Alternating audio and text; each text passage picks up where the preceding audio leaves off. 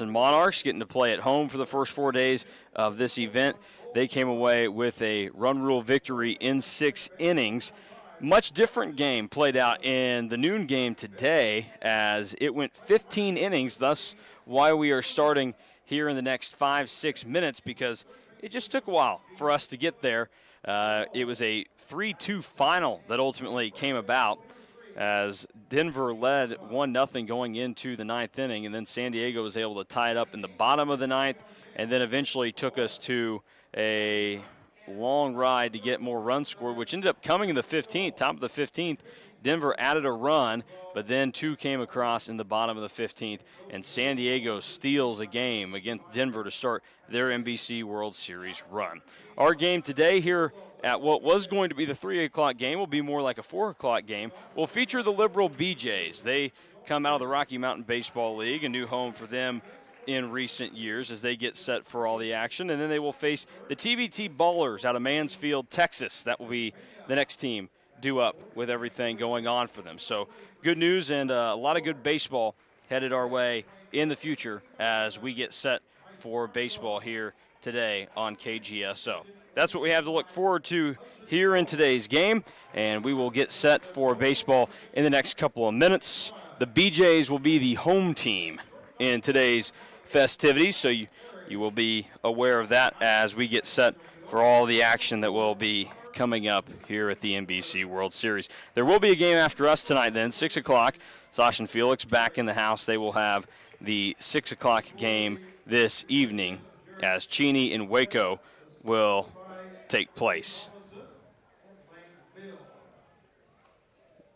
Getting hand signals from the umpire about, I believe, the anthem or something right now, so he's clearly ready to go. BeeJays will send to the mound today Jackson Berry to start the game. He will get the ball first for Liberal. On the other side, the starting pitcher in today's game will be Sam Tolan. So we will see what the Ballers have in place for a very talented BeeJays team that provided a really strong season. We'll step aside, have first pitch, the starting lineups when we come back on KGSO.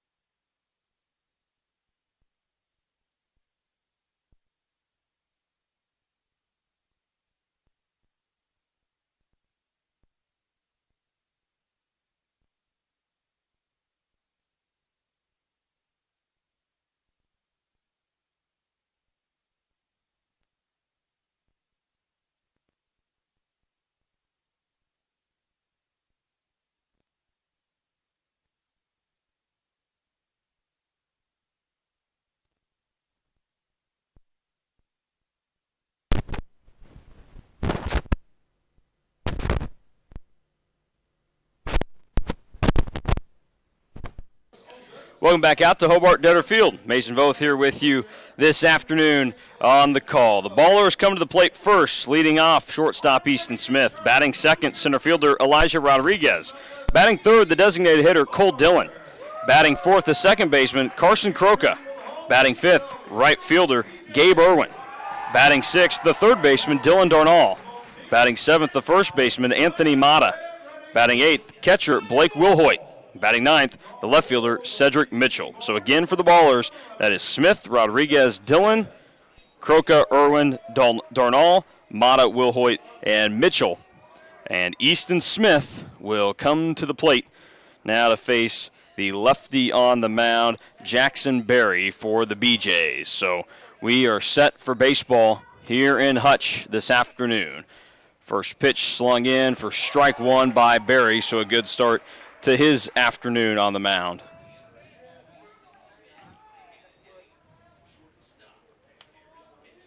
The 0-1. Ground ball takes a hop into the glove of Leary at short, and an easy toss on to first for out number one. So Smith retired quickly off of 2 pitches, and it will send Elijah Rodriguez, the center fielder, to the plate. Rodriguez, a left-handed hitting outfielder, originally from Waco, Texas.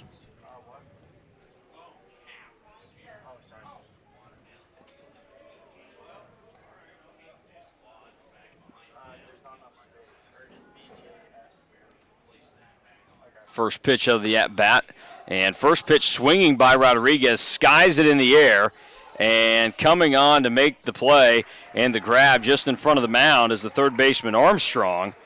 And so only 3 pitches and already 2 down here in this game.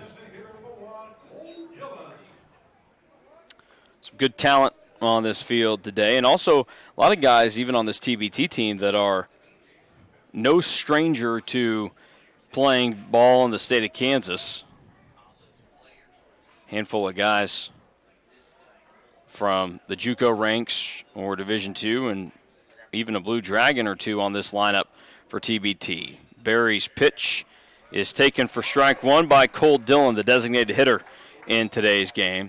He's one of the many guys from McLennan College on this roster, a Rockwall, Texas native. As he taps the plate, down 0-1, the throw in. Swing and a miss at a high fastball from Barry, so a good start to the action in this evening for Barry. We saw really good play yesterday out of the Monarchs and their relief pitching. 0-2 from Barry. Fouled straight back. So Dillon remains in this battle.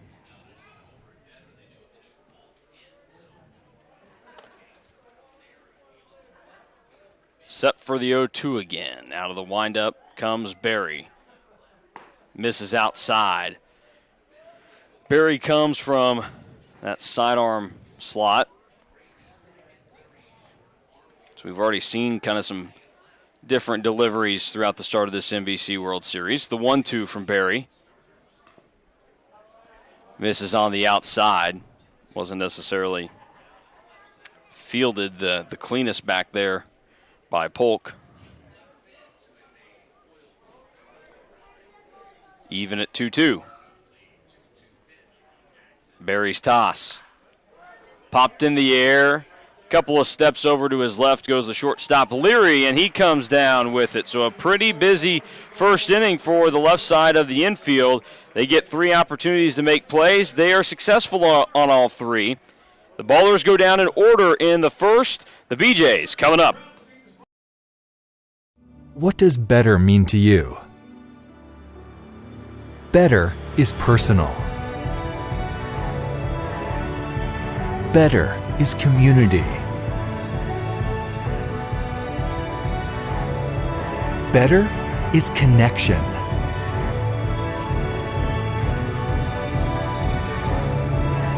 Better is Butler.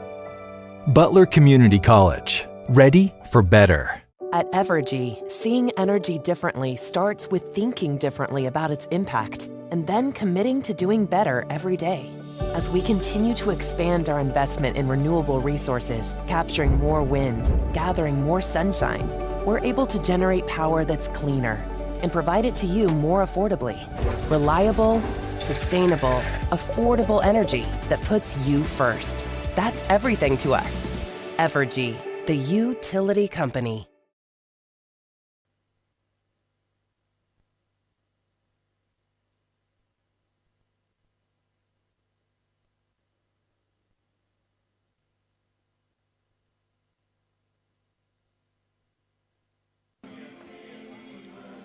Back on KGSO with coverage of the 88th NBC World Series powered by Evergy.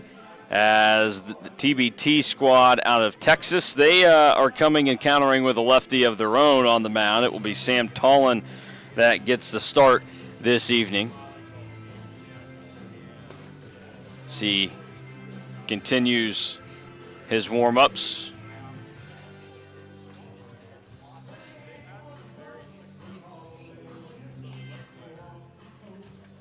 Good weather today with little break in all the heat that we've gotten over the last month. At least for the next 2 days, expect temperatures no greater than the upper 70s, and we were at 77 at the start of today's game here. All right, here we go. BeeJays ready to step in with Gavin Brzezowski, left-handed hitting right fielder for Liberal.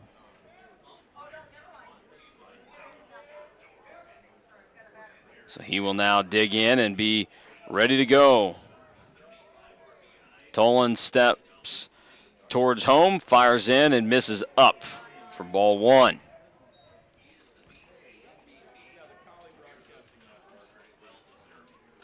Tolan is working out of the stretch to begin the game. 1-0.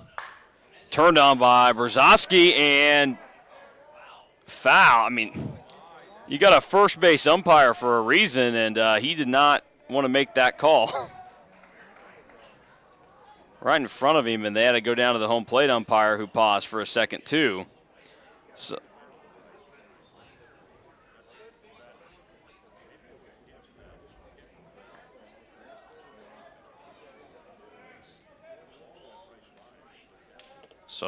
1-1, tough break for Brzezowski, who it looked like it could have been a fair ball.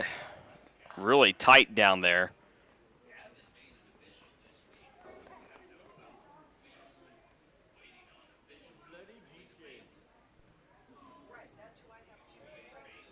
Couple of taps of the plate, now ready to go, facing a 2-1.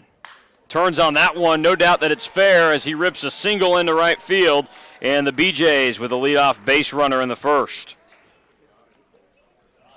So Brzezowski came to the plate, ready to get after it, and did just that. Grady comes to the plate. Keaton Grady, the second baseman for Liberal.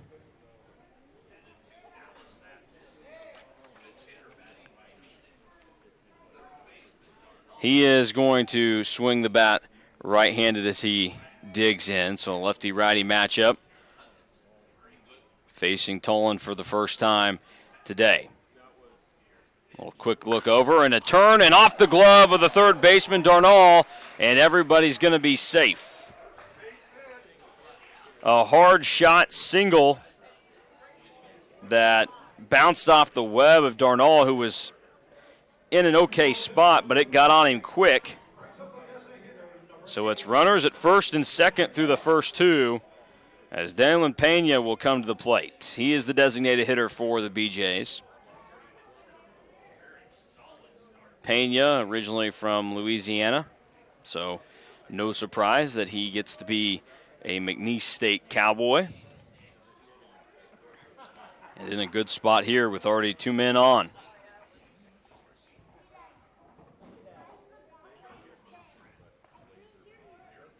A look in from Tolan. Stares back at second and Brzezowski. And now time called for a moment. So Will Hoyt must have not liked the consternation from his pitcher. And we watch Pena dig back in.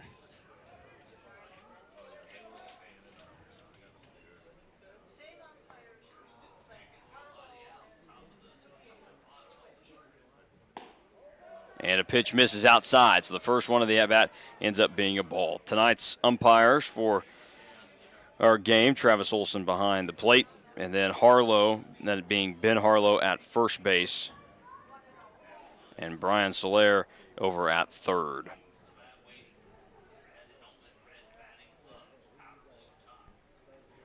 The 1-0. That misses as well. So a good take by Pena, who now has an opportunity.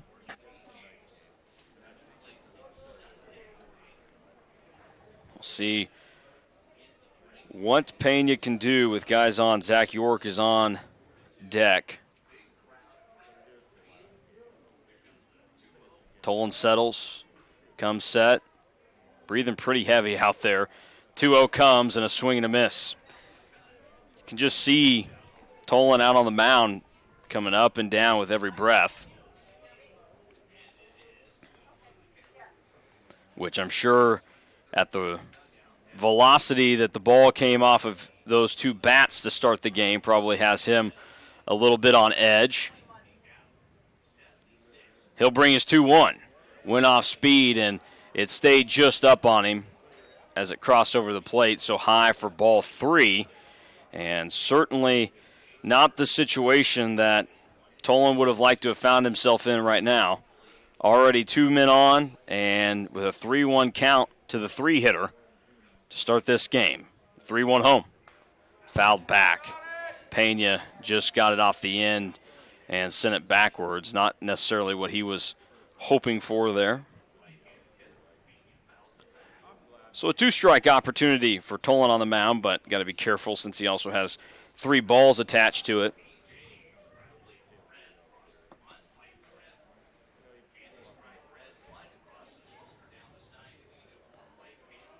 So the BeeJays here as a team that has had a lot of regular season success. They're still looking to regain some of their postseason success. 3-2 fouled back as well.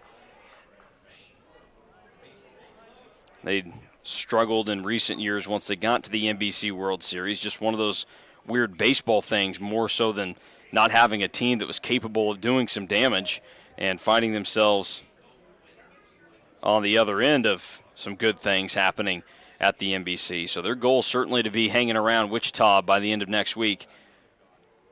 The 3-2 again, runners go, and strike 3 called, and they're also going to throw out the runner Grady at second base. So a strike him out, throw him out double play. Brzezowski advances over to third at least.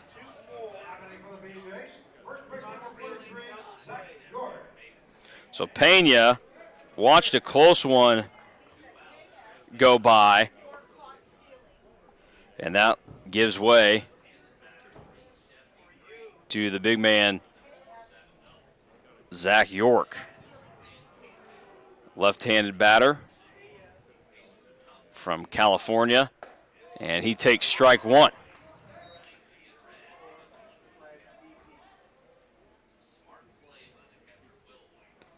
On the slide by Grady, he came up short of the bag anyways. He was going to be out, but then didn't even get all the way there.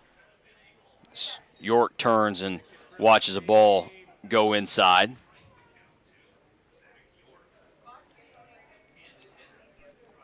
Seen a handful of lefties have success against left-handed pitchers to start this World Series. 1-1, York sends it to the opposite field, going to hang up, and the catch made by Mitchell out in left. So the first 2 men reach for the BeeJays, but they do not come in to score.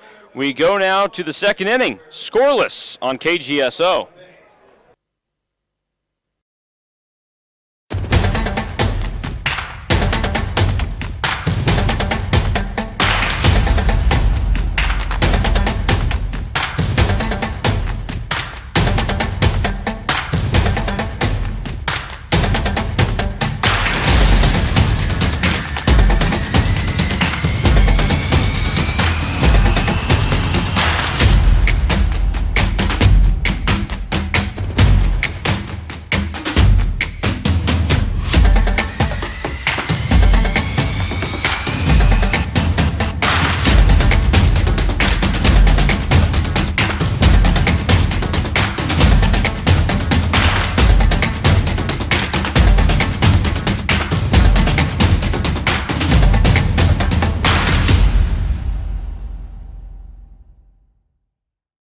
Everyday heroes take the Safe Digging Pledge.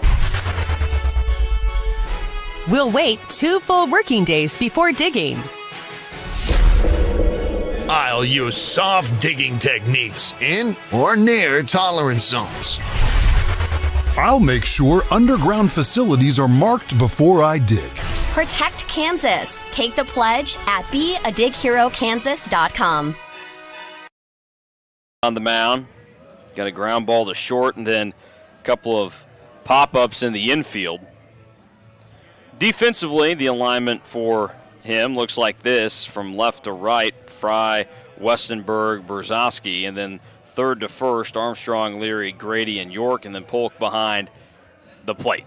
So that is what the BeeJays look like defensively. Hudson Polk, a catcher from the University of Oklahoma. Carson Croca, the second baseman, will dig in.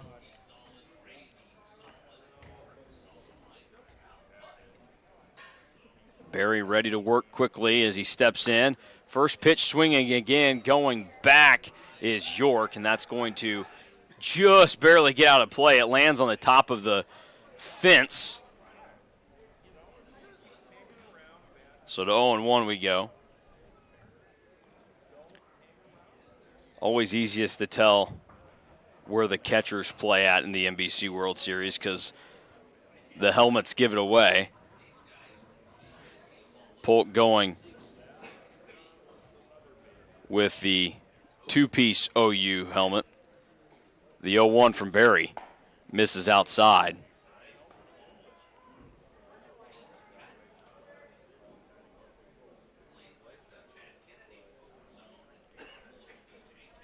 So 1-1, slung in from Barry, fouled out of play behind everybody.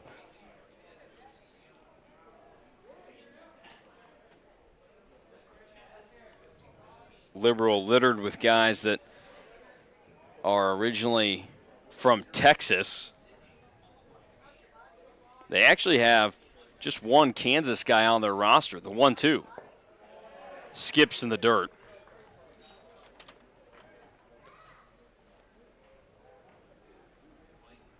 The lone Kansas player from Liberal, 2-2. Tight pitch that Croca watches go by for ball 3. It's a dangerous take in a 2-strike count, but it pays off for Croca, who finds it full.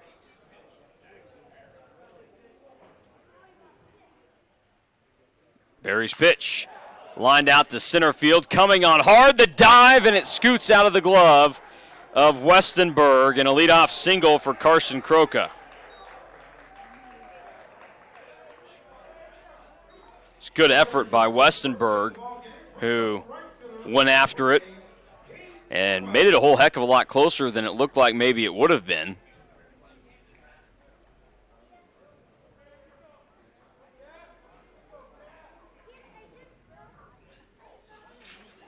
So Gabe Irwin digs in, left-handed hitting right fielder for TBT. First pitch from Barry, going to miss outside and low. Wind blowing out to left field to start the game.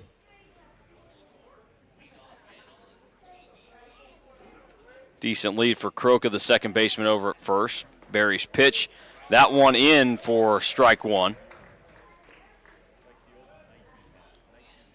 So we even up at a ball and a strike. The 1-1. Ground ball, fielded by the second baseman, Grady. The shortstop, Leary, on to York at first, and a 4-6-3 double play. So Croca is erased on the double play ball. And Dylan Darnall will come to the dish. Right-handed hitting third baseman for TBT.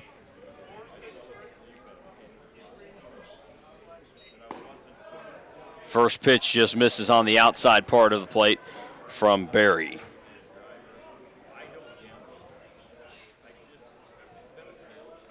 Waiting for the 1-0. Pops in for strike one.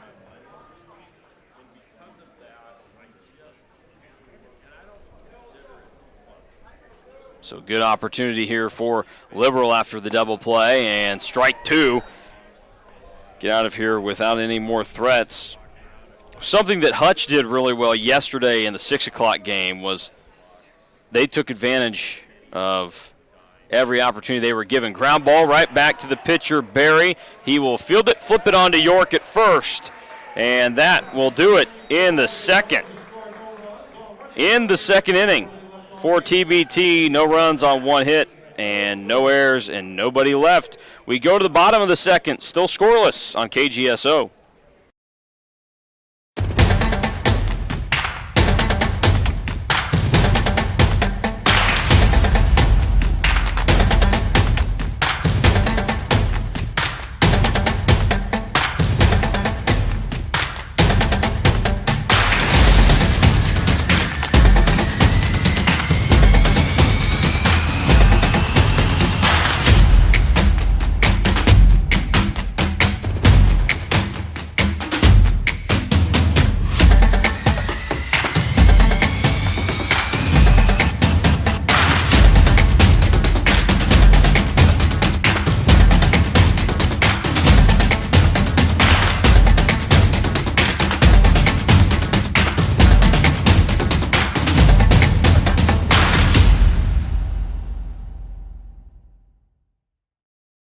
everyday heroes take the Safe Digging Pledge.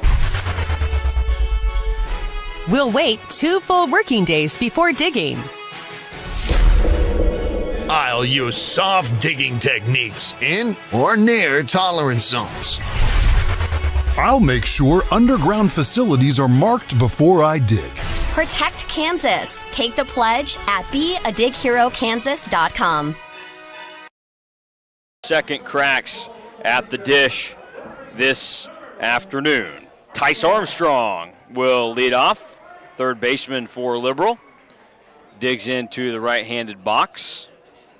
First pitch from Tollin, in for strike one. So he's done a nice job of locking in and finding the zone early in this game. The 0-1. Ground ball out to short. Smith fields it, throws on to first, and down goes Armstrong to lead off the second inning.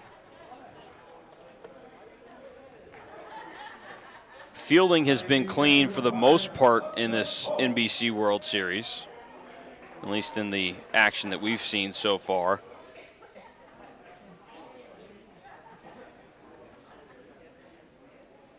Which is made for obviously very entertaining and very good action. Tollin with one down, misses up to Hudson Polk, the catcher. So Polk, the Sooner catcher from Coppell, Texas. The 1-0 misses outside. A seemingly easy take there for Polk, who didn't seem all that phased. Ethan Fry, the left fielder, will be on deck. A couple shakes of the glove from Tollin. Now he brings home and misses down. So quickly going to 3-0. Just goes to show you can't compliment a guy throwing strikes because he'll start to let you down a little bit, and he misses with ball four. So a 4-pitch walk for Polk as the second batter of this inning, and that will give way to Ethan Fry. Fry, another right-handed hitting batter for Liberal.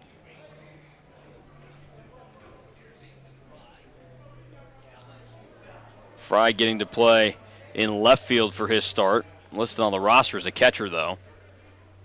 Big and tall, getting into that box. And a throw over to first just to try and keep Polk honest.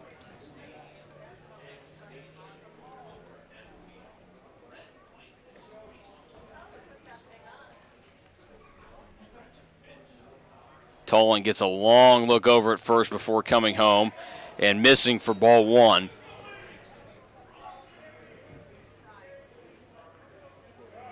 Tollin really makes sure that he slows himself down out there. We wait for his 1-0. He comes up, brings it home, missing outside again.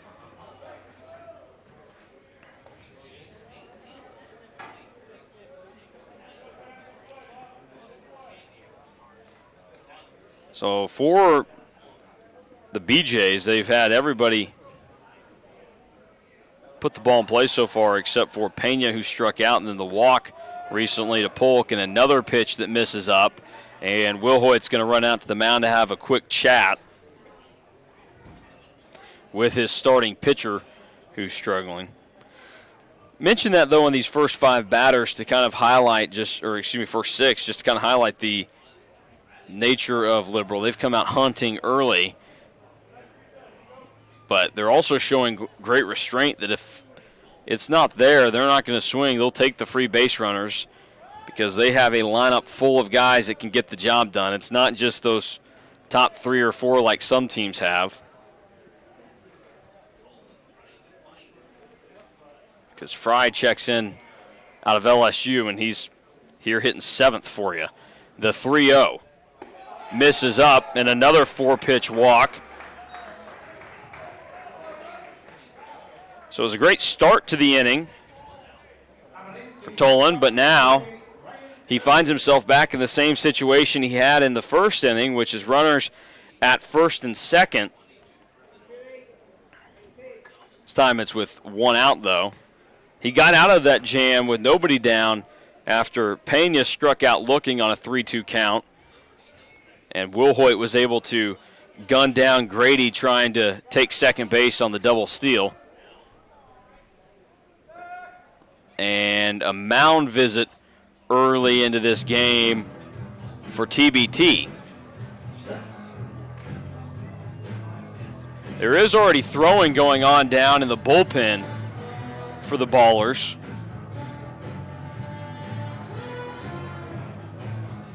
That first game always important because you know you're going to get the day off tomorrow and get one win under your belt. Makes it pretty simple then to just say, all right, we got basically 2 games to win one to try and get out of our pool essentially, barring anything kind of odd happening. Long conversation out there, and now the breakup occurs.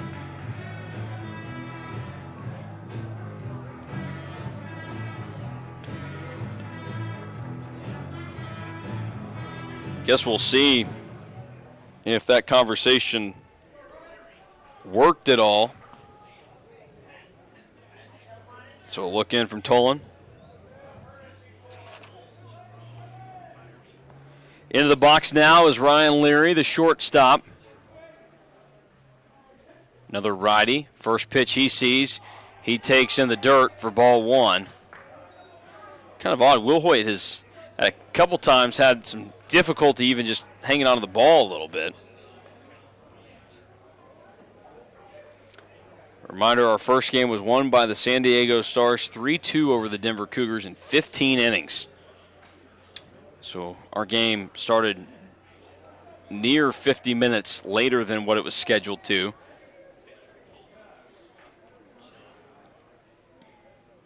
Tolan's 1-0. Gets some help. He had thrown 9 consecutive balls up to that point, so finding the zone is a much welcome sight for the Ballers, and especially their starting pitcher. So now Leary gets his strike, kind of puts him in the at-bat a little bit more, with runners at first and second. Pitch from Tolan. Off the fist and sent out a play to the right side. 2 games left this evening here at Hobart Detter. 6 o'clock originally scheduled start time. We'll see if our game gets that back on track. It'll be the Diamond Dogs taking on the Waco Winners. And then at 8:30, the reigning champs return, and they will be taking on the Hayesville Aviators, that being the Santa Barbara Foresters. Leary, time to fight. 1-2 count. Pitch misses outside.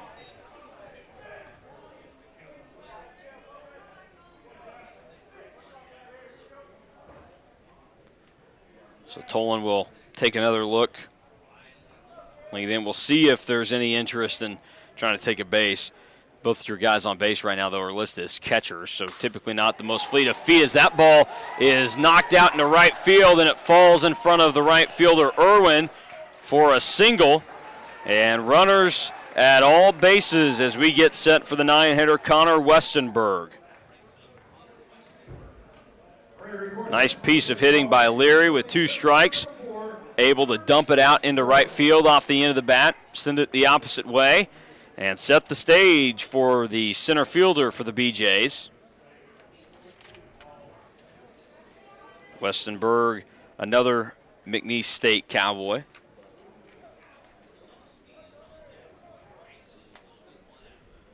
Anytime you mention McNeese State, you have to shout out K-State football legend Daniel Sams. The pitch to Westenberg, taken for strike 1.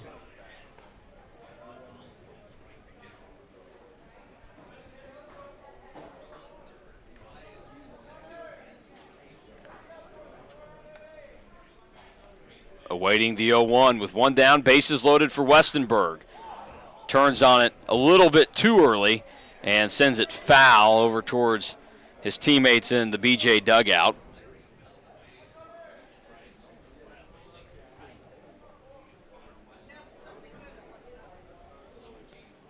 So Westenberg finds himself in an 0-2 count. Good opportunity for Tolan. The pitch, and no doubt about that one. That was a waste pitch all the way, but wasn't even a competitive one, as Wilhoit, the catcher, was already kind of leaning out that way, and the pitch missed high and out. A 1-2 count now set for Westenberg, with his opportunity to draw blood first tonight. And he fights and fouls it back. Westenberg swings at one that was a little close to being a ball, being a strike, and decides at the last minute to fight it off, so he was able just in the nick of time to kind of catch up to it.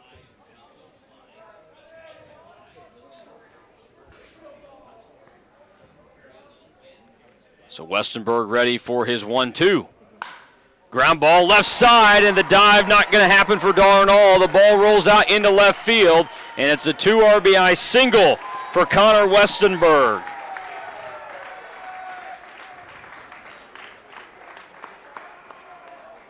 Leary holds up at second base, but 2 runs in as Polk and Fry touch the plate. And with only 1 away, the BeeJays have a 2-0 lead in the bottom of the second. And the order resets with Gavin Brzozowski. He hit 2 hard hit balls in the first inning, in his first at-bat. One was ruled foul. The other one ended up in right field for a single. And that is already going to close the book on Sam Tolan today. So he is done after an inning and a third, has given up 2, and the runners at first and second belong to him. Pitching change here at the 88th NBC World Series, powered by Evergy on KGSO. We'll be back in a moment.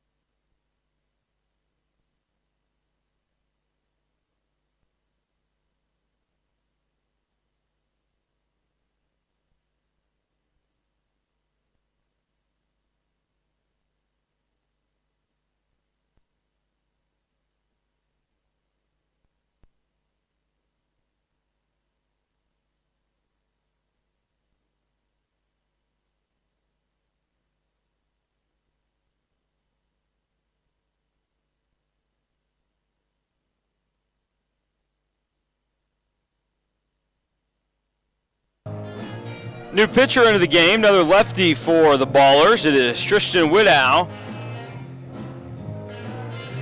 a 6'3" lefty from Denton, Texas. Plays at Navarro College, despite being from the home of the Mean Green in North Texas. He comes into a situation that features runners at first and second with 1 down. And already 2 in this inning. After 4 hits allowed by Tolan. So the Ballers were ready and quick on the hook for their starter tonight. We'll see what Widow brings to the table with bright-laced red Adidas cleats out on the mound. First pitch to Brzozowski, and Widow certainly brings it. You almost wondered, though, and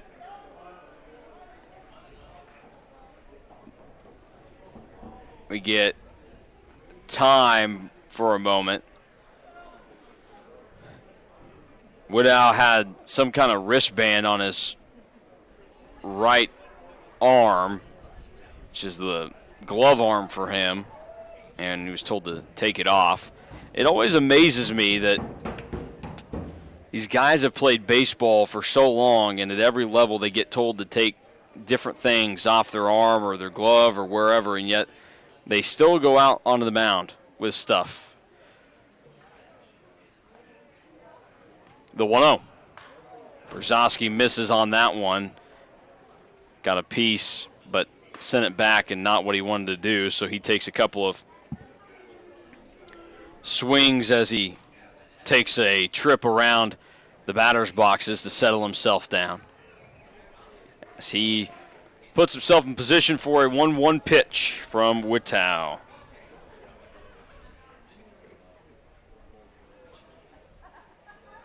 The 1-1. And another foul ball, this time to the left and out towards the mound and river.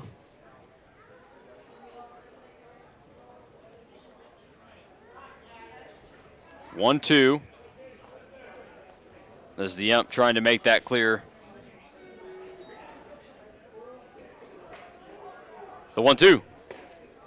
Off speed pitch froze Brzezowski, but came in just high. Olson, the home plate umpire, has done a really nice job gauging those already this afternoon. Doing a great job of finding where it actually crossed the plate, not where it ended up in the catcher's glove, which sometimes can be the trap that guys fall into. A 2-2. Strike three called as Brzezowski moved out of the way of it. He thought it was inside, so he strikes out looking, and that leaves it to the second baseman, Keaton Grady, to come up and try and deliver a few more runs for the BeeJays.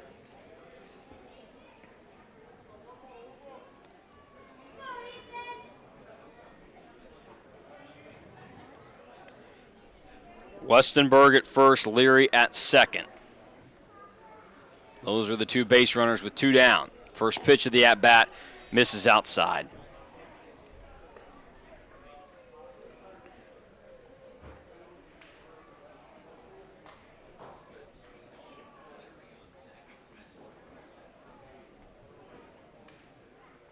Wittau readies himself with a couple of peers in to his catcher. Now comes set. The pitch. And watching strike one go by is Grady. Kind of locked up on the pitch.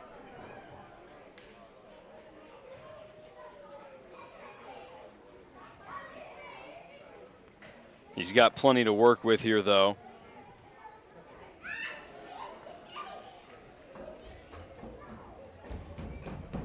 The 1-1 will await him. Wittau brings it home. Snaps it high and out. We go to 2-1. 4 hits already in the ball game for the BeeJays with 2 runs across.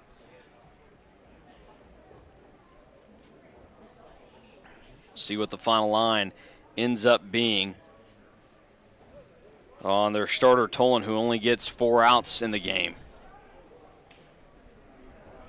The 2-1. Off the knuckles and into the glove of Grady for another out. So some weak contact on a couple of well-placed balls by the pitching staff of the Ballers, but a few hits and a couple of walks do the damage in the second. 2 runs cross the plate for the BeeJays. They take that 2-0 lead as we go to the third on KGSO. When deciding on energy for your home, there are wants and there are needs. You want it to be good for the environment, but you need it there when the weather gets bad. You want it to save energy, but it has to be affordable too. Thankfully, you don't have to make a choice. It's natural gas. Spirit Aerosystems is where flight begins. It's where decades of aviation innovation fuels the aerospace industry. It's where the world's largest aircraft structures take shape and where they take flight for the first time. At Spirit, we design and build the foundations of flight. Here you can build with your hands and design with your mind. We're looking for talented individuals, including skilled manufacturing employees, to join our Wichita team. At Spirit Aero Systems, flight begins with you.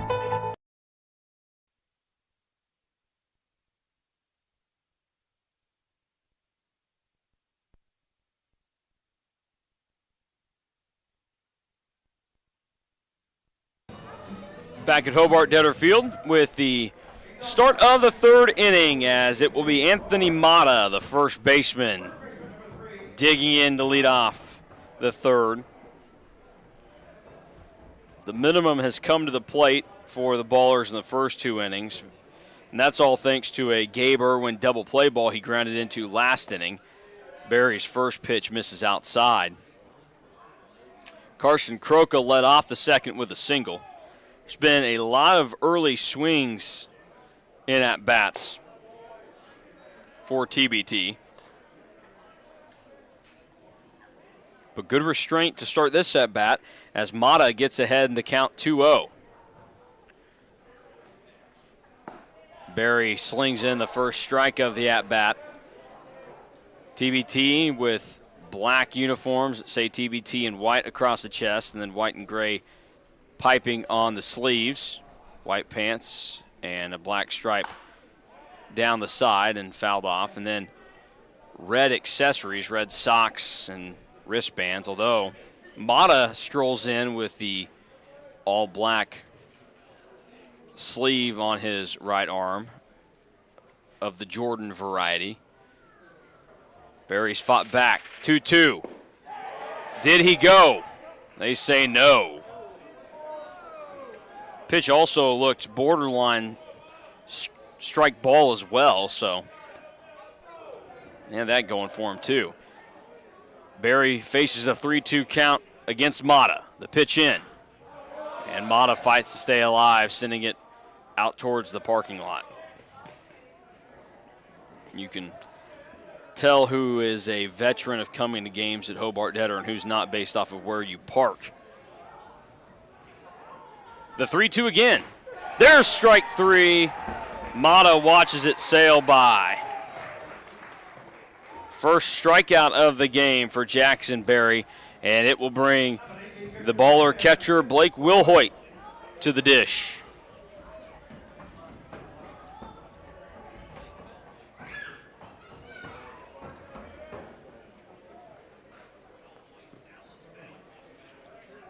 Lefty-lefty matchup for Wilhoit and Barry.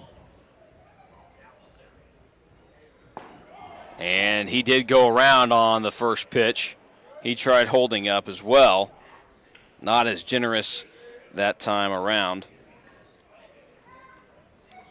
He falls behind 0-1. The pitch out to left field, tailing towards the left fielder Fry, and he's got an easy snag out and left for out number 2 here in this third inning.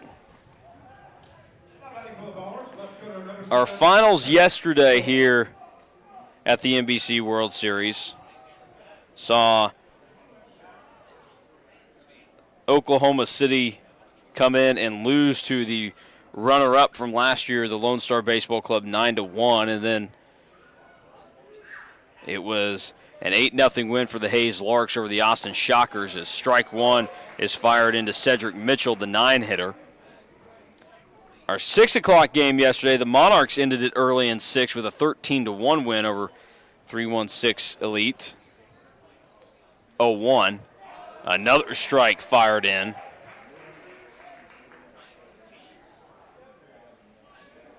And then the last game a night ago, the Seattle Studs taking down the Lone Star Kraken 4-2. 0-2, 2 down. The pitch from Barry, strike 3 called. Mitchell watches it sail. 2 strikeouts in the inning as they go 3 up, 3 down. We go to the bottom of the third. Liberal on top, 2-0 on KGSO.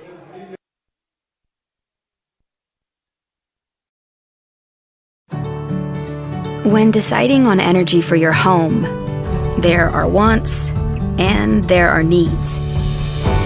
You want it to be good for the environment, but you need it there when the weather gets bad. You want it to save energy, but it has to be affordable too. Thankfully, you don't have to make a choice. It's natural gas. Spirit Aero Systems is where flight begins. It's where decades of aviation innovation fuels the aerospace industry. It's where the world's largest aircraft structures take shape and where they take flight for the first time. At Spirit, we design and build the foundations of flight. Here you can build with your hands and design with your mind. We're looking for talented individuals, including skilled manufacturing employees, to join our Wichita team. At Spirit Aero Systems, flight begins with you.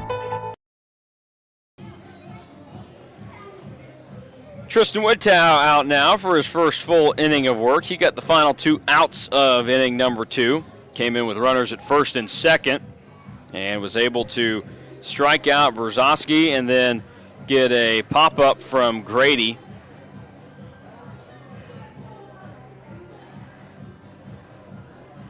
Home plate umpire Travis Olson's been really engaged with making sure everything's in order with the field and everything else. He's been trying to communicate something to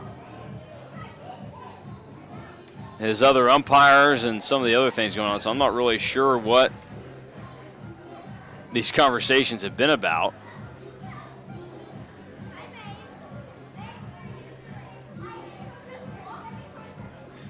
Certainly has been very vocal with him. We get to the bottom of the third, 2-0 Liberal. Their third crack at the plate in this game.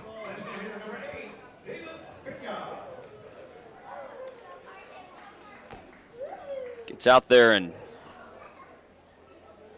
says and does it again. So again, now he's telling the coaches and the benches what he's looking for. Don't know what it is, but we're ready to go with the bottom of the third. The first pitch swung on and in the air. Going to be in foul territory. Is there room? And there is in the first base coach's box for Mata to make the grab. And Pena is another pop-up victim for Liberal. And Zach York, the big first baseman, will dig in.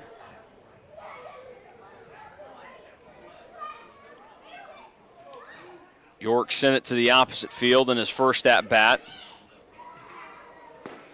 And he takes strike 1 to start this AB.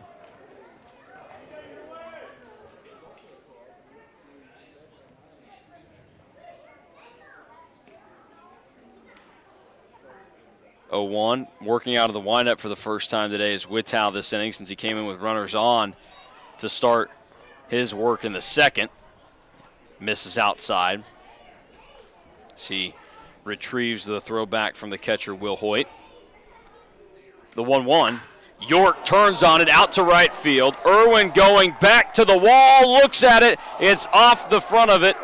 And York will stroll in with a stand-up double. And Liberal with another guy in scoring position.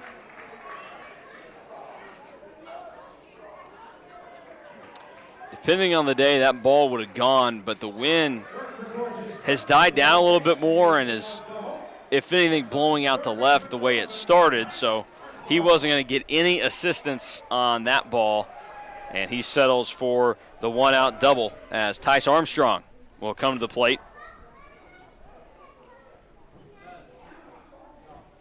A right-handed hitting third baseman. Whittow set, kicks home, misses on the outside part of the plate. It caught that white stripe of the left-handed batter's box.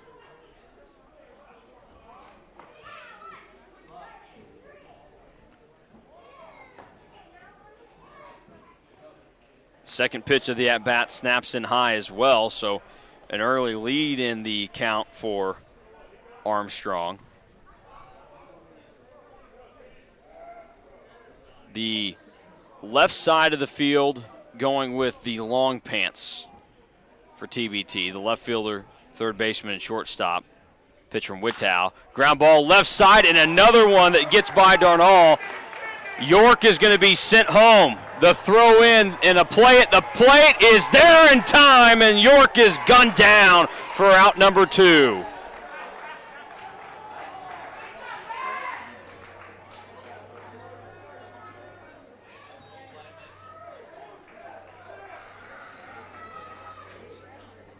So Armstrong singles and then advances on the throw.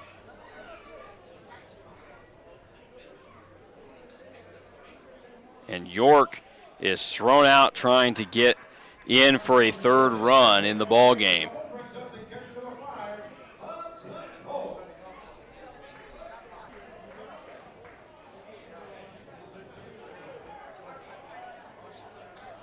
It's a good piece of hitting by Armstrong, but just not enough. And it was a perfect throw by Cedric Mitchell out in left field. So here's Hudson Polk. And the catcher blasts it to the opposite field, a few steps back. And Irwin comes away with it. So a little bit more of a threat. Some loud contact in inning number 3, but the BeeJays fail to bring anybody home. So they get no runs on 2 hits. No errors and a man left. We go to the 4th on KGSO. 2-0, Liberal leading TBT. There's something happening in Wichita. Excitement, movement, a vibe. A city that offers amazing experiences delivered with heart. From arts to attractions, nightlife to sports, you feel the energy at every turn. A little fancy, a little funky, but always friendly. Come see the place we love. We think you'll love it too. Discover more at visitwichita.com.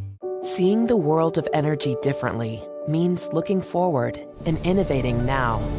It's why we've invested in a next-gen infrastructure, one capable of providing energy to you more dependably than anything before it, so you can focus on what matters most. Reliable, sustainable, affordable energy that puts you first. That's everything to us. Evergy, the utility company.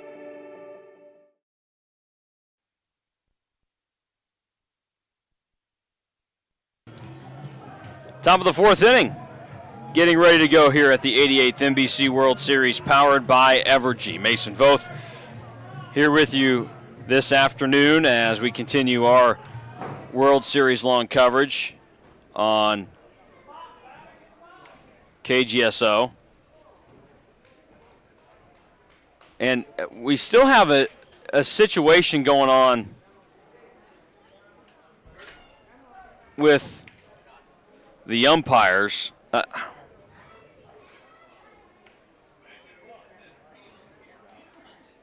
don't know what we have going on. There's a lot of hand signals from the home plate ump. And then he had an extended conversation with Widow coming off the field that seemed to get a little bit animated on both sides. So I couldn't tell you what's going on, but it's been a fascinating watch to see all the activity in between innings. Easton Smith digs in, back to the top of the order for the first time for TBT. Their shortstop in and takes ball 1 outside.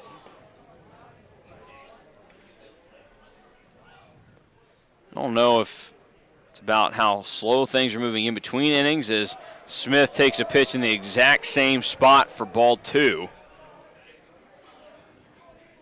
Yesterday, we had some clouds overhead. Today, it's been pretty much cloud cover the entire way as there's strike 1 getting over the middle of the plate. There was maybe a slight break and a little bit more sunshine that popped out in the first game, but not for very long, and we haven't seen much of it here.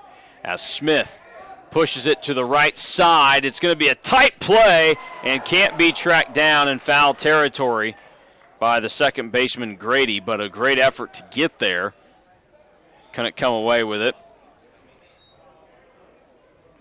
Smith was off to the races, just preparing himself in case it was going to be a fair ball, and it was close, but ultimately didn't work out. Smith from Red Oak, Texas, but he's no stranger to the Sunflower State. He is a Fort Scott Greyhound, so he's able to see the beauty that is southeast Kansas down at Fort Scott Community College.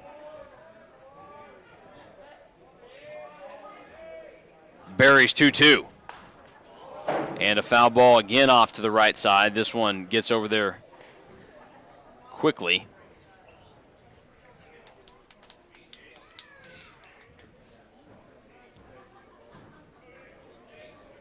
So Smith will step back in, get ready to roll. Barry tries the 2-2 again. And that's a shot that's going to drop into center field for a base hit. So a leadoff single in the fourth for Easton Smith. His job of staying alive in the at-bat, keeping things active. And the center fielder Elijah Rodriguez will come to the plate. He had that ball that he skied in the air in the first inning that landed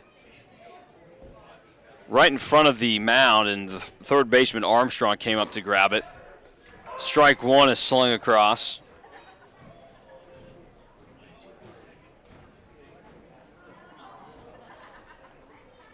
Peer in by Barry. Now the 0-1. Rodriguez will foul it off to the left side, and it will leave the yard over there. He falls behind 0-2. Last time an inning was let off with a single for the Ballers was the second, and Gabe Irwin grounded into a double play right afterwards. Quick throw over to first. Nothing doing. Just to try and make sure Smith isn't getting too comfortable over there. Wind picked up again, blowing out to left. The 0-2. Strike three called. Rodriguez watches it catch the outside edge. So all three Ks this afternoon for Jackson Berry have caught the Ballers looking, and here is Cole Dillon, the designated hitter. Dillon popped up to the shortstop Leary in the first inning.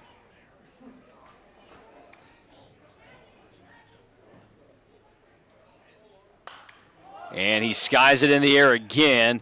Going back is the catcher Polk, but it's way behind all of us. But Polk came far back enough to give a look at it with the mask off that you could see every little marking on his helmet. Staring directly at that Big 12 logo. The 0-1 to Dillon. Comes in low. Enter the area of the plate right around the shins, and by the time it was caught by Polk, it was basically skimming off the dirt.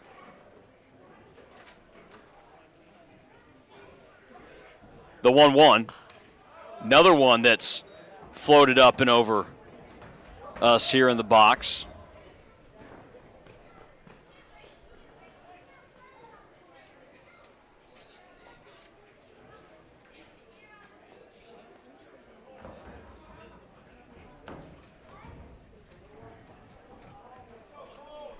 Waiting for the 1-2. Barry brings it across and going to be out to right field, very shallow. Chase was given by Grady, but he wasn't going to be able to get there. And the single makes it runners on the corners with one down here in the top of the fourth. So Dillon delivers a hit. Third of the game for the Ballers. And first time that they've had multiple hits in an inning. And they now threaten with a runner in scoring position for the first time, with Smith just 90 feet away from scoring. And it's Carson Croca at the plate, who singled to lead off the second inning. So he has already gotten a piece off of Barry this afternoon. First pitch, shot foul. Out over the Ballers bullpen down the first base line.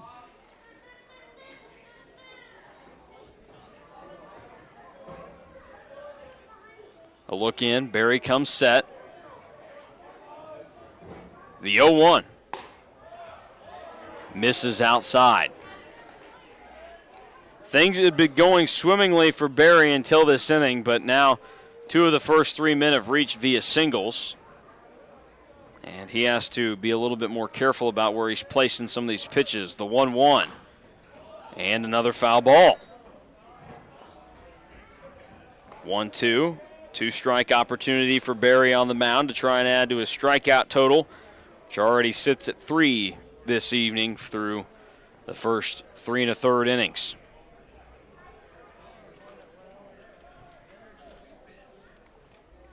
Looks in. Croca now ready in the plate. Set on the mound is Barry. The throw home. Did he go? No. Pretty evident Croca did a nice job of holding up there and preventing the swing from happening. A few taps of the plate and ready to go again. After a look in by Barry, he's set. 2-2. Buried in the dirt, and the count runs full.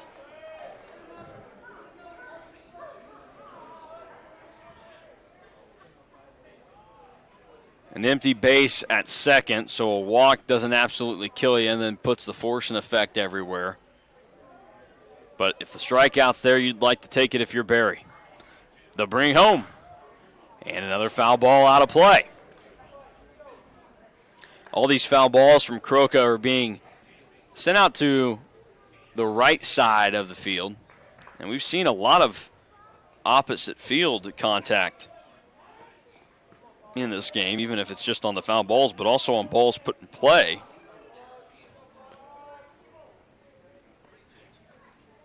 Barry tries the 3-2 again. Runner at first goes, popped in the air. He's going to have to turn around and go back.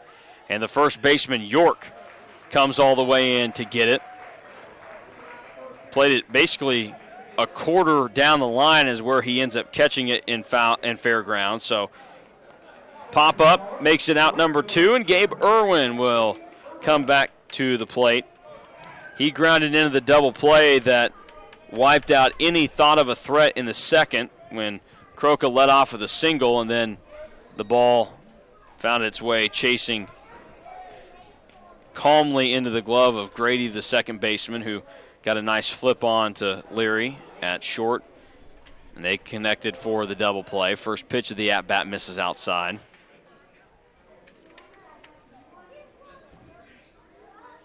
Irwin, a left-handed hitting Stephen F. Austin lumberjack. The 1-0. Misses up high above the head of Irwin. On deck is Dylan Darnall. Still that one empty base at second. 2-0. Strike one is knocked across, so good job by Barry to get himself active and back into the count here.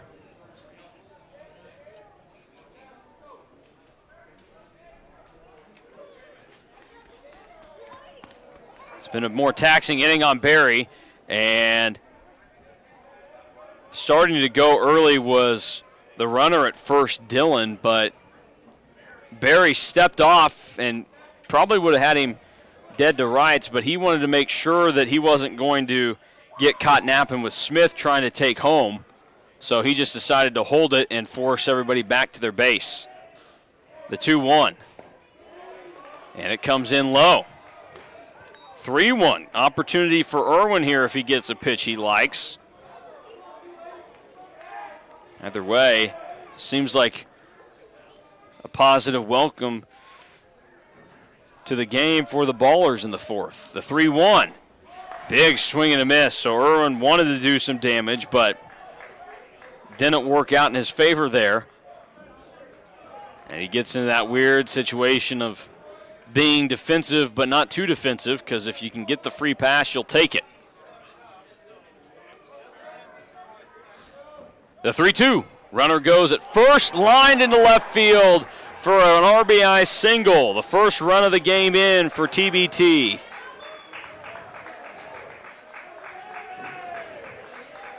Smith comes in to score. Dylan goes to second on the play. So runners at first and second with 2 down in the top of the fourth inning.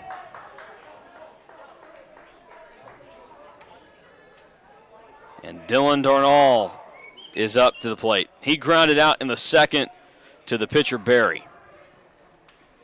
2 down with runners at first and second. Throw home, misses outside.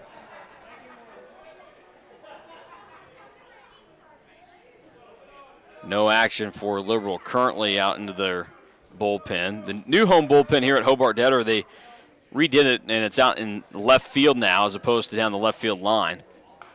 Foul ball straight back from Darnall. Evens the count up at a ball and a strike.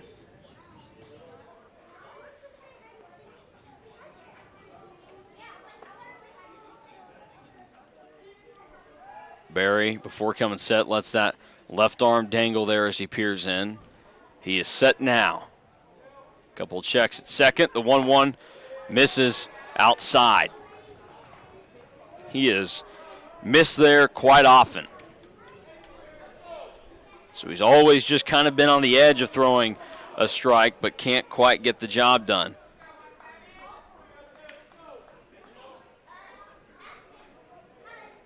He brings the 2-1. Another foul ball straight back. So a little bit of a pattern developing here in this inning.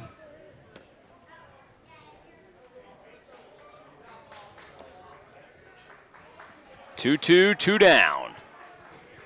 The Ballers already have one in this inning off of 3 singles. See if they can add again, or if Liberal gets out of the top of the 4th with their lead still intact.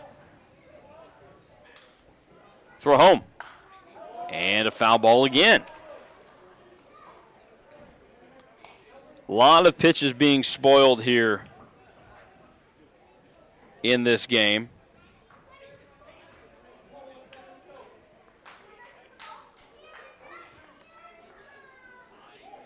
We get ready for another 2-ball, 2-strike, 2-out pitch.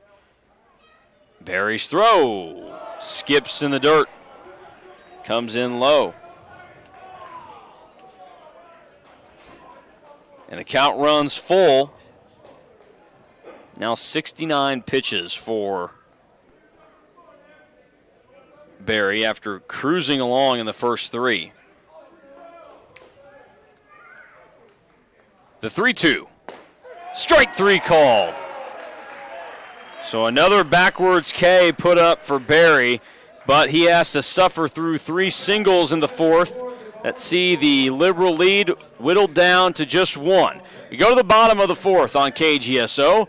BeeJays 2, Ballers 1. There's something happening in Wichita. Excitement, movement, a vibe. A city that offers amazing experiences delivered with heart. From arts to attractions, nightlife to sports, you feel the energy at every turn. A little fancy, a little funky, but always friendly. Come see the place we love. We think you'll love it too. Discover more at visitwichita.com. Seeing the world of energy differently means looking forward and innovating now. It's why we've invested in a next-gen infrastructure, one capable of providing energy to you more dependably than anything before it, so you can focus on what matters most. Reliable, sustainable, affordable energy that puts you first. That's everything to us. Evergy, the utility company.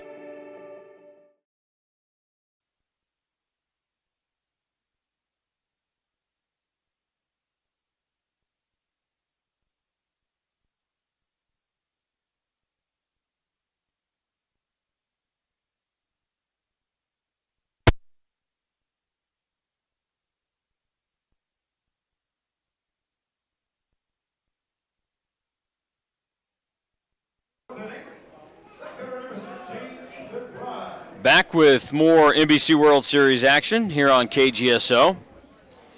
Liberal in the bottom of the 4th will send Fry, Leary, and Westenberg to the plate. Widow back out, and that really sailed on him. It was so far out of the way that Will Hoyt wasn't even going to give chase to the ball coming back. So definitely seems like a changeup or something that might have snuck away. The 1-0 to Ethan Fry. And now he takes a ball that comes way inside. Fry took a 4-pitch walk in the second inning. He was the second consecutive 4-pitch walk after Polk took one. The 2-0, swing and a miss at the heater that blows past him. In fact, Tolan actually threw 9 consecutive balls at one point in that second inning as pitch misses and we go to 3-1. After 4 to Polk, 4 to Fry, he started off the at-bat against Ryan Leary with a ball that eventually led to a single. Fry skies it out to right center field. It will be the center fielder Rodriguez coming on to make the play. And that is out number 1 in the 4th inning. Our game is moving along at a better pace than it seemed like it could have, but we just had a very long top of the 4th inning. Woodall ready to go from the windup. The pitch misses. The way it kind of worked out was the first 3 innings, it was the top half that went by quickly, and then the bottom half is what extended as the BeeJays have had a man reach in every inning so far. 1-0 doesn't come in for a strike. 4 men came to the plate in the first. We had 2 singles. And then 7 men came in the second, and that was when the BeeJays got 2 runs, and a shot out into left field is down for a base hit. And a 1-out single for Ryan Leary. We have just 1 extra base hit in this game so far, despite that now being the 7th hit of the game for Liberal and 4 already on the board there for the Ballers. And that extra base hit was a 1-out double by York last inning that didn't lead to anything. Swing and a miss on the first pitch of the at-bat to Connor Westenberg, the center fielder for the BeeJays. The 9-hitter that came through in the second with his 2-run single. A couple of kicks of the dirt over at first by Leary, who's running the bases. Ground ball to the right side, fielded by Mata. The throw on to second, and they get the fielder's choice. So the lead runner, Leary, is gunned down.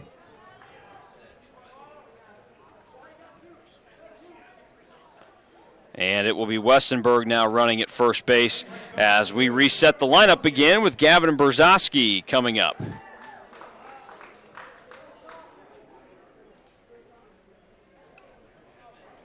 Brzezowski 1 for 2, struck out looking in the second inning.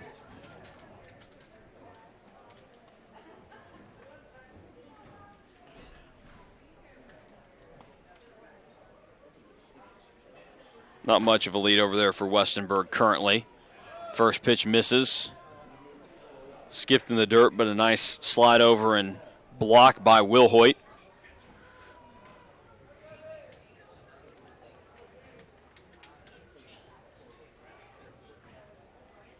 Wittau is into his second full inning of work. Ball out to the left side. And coming on is the left fielder Mitchell to make the play easily for out number 3 in the 4th. So 1 hit, but no runs, no errors, and a man left on base. We go to the 5th on KGSO with a 2-1 score between Liberal and TBT at the 88th NBC World Series, powered by Evergy. Thinking about starting your next home improvement project? Make sure you call 811 before you dig. Once you call 811, wait a few days for the utilities to mark your yard with paint or flags so that you don't unintentionally dig into an underground utility line. Hitting a buried line can disrupt your neighborhood's utility service, cost money to repair, or cause serious injury or death. Southern Star asks you to protect your community. Dig safely. Call 811. Hi friends, Phil Nightingale, General Manager of Mel Hamilton Ford. Are you looking for a pre-owned car, truck, or SUV? Something dependable, something you can count on? Then look no further. With the largest selection of certified pre-owned vehicles in the state, we know you can find what you're looking for. Not looking for a Ford? No problem. Mel Hamilton Ford offers a wide selection of other vehicles. Kia, Toyota, Chevy, Dodge. Every payment, every price. Let our experienced sales team find the perfect vehicle just for you. Mel Hamilton Ford, taking care of customers since 1984. Experience the difference.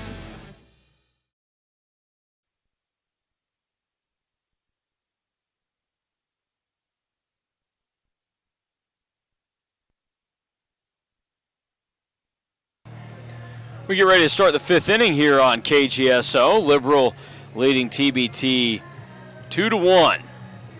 It will be the Ballers back at the plate, and it will be their 7, 8, 9 hitters coming to the plate. Anthony Mata, Blake Wilhoit, and Cedric Mitchell.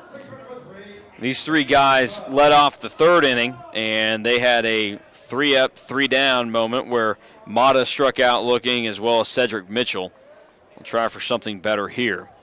Barry's first pitch to Mata is a ground ball right back to Barry. He runs over and flips it to first, and York is able to grab it. And one pitch, one out in the fifth. Barry already with 4 innings down. And starting his fifth inning of work, try to at least probably get the BeeJays through 5. They have sent their army of relievers down to the left field bullpen now, so they all wait out there, and they do have the gear on, and some throwing may begin soon. Pitch misses up to Blake Wilhoit. Wilhoit, the catcher for the Ballers, and he takes a fastball that comes high and tight. So he'll step out, catch his breath for a second, remove the helmet, and place it back on his head.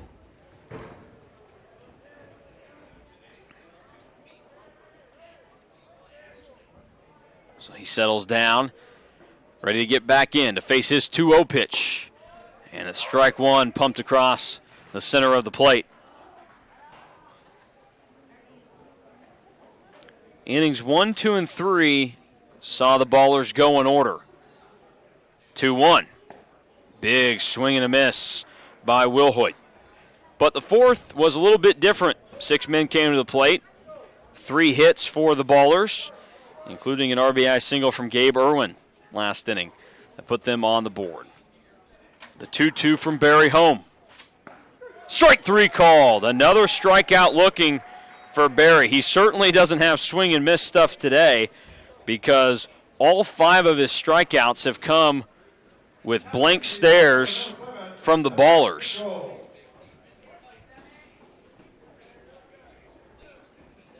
So Cedric Mitchell will get himself back into the box. He was one of those strikeout victims earlier. There have been no repeat strikeout victims in the game yet. And the first pitch is fouled straight back.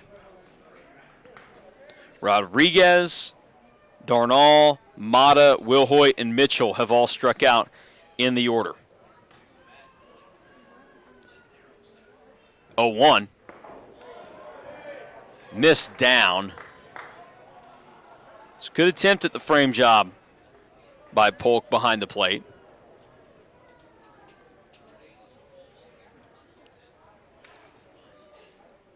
The 1-1.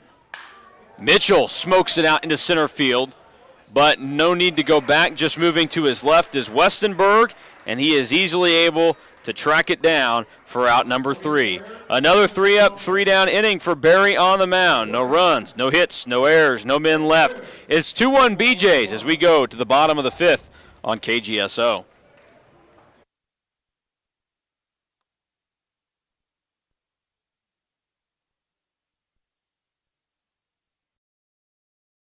Thinking about starting your next home improvement project? Make sure you call 811 before you dig. Once you call 811, wait a few days for the utilities to mark your yard with paint or flags so that you don't unintentionally dig into an underground utility line.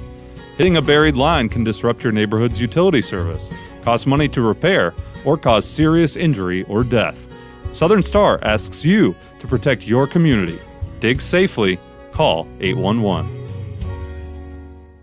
Hi friends, Phil Nightingale, General Manager of Mel Hamilton Ford. Are you looking for a pre-owned car, truck, or SUV? Something dependable, something you can count on? Then look no further. With the largest selection of certified pre-owned vehicles in the state, we know you can find what you're looking for. Not looking for a Ford? No problem. Mel Hamilton Ford offers a wide selection of other vehicles. Kia, Toyota, Chevy, Dodge. Every payment, every price. Let our experienced sales team find the perfect vehicle just for you. Mel Hamilton Ford, taking care of customers since 1984. Experience the difference.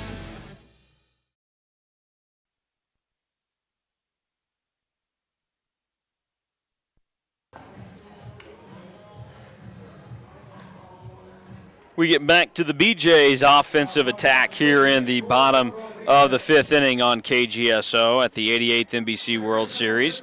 Day 2 of 4 in Hutch before our focus shifts back to Wichita, and we will be at X Stadium this year. Action all will start on Monday at noon when we get to the campus of Wichita State.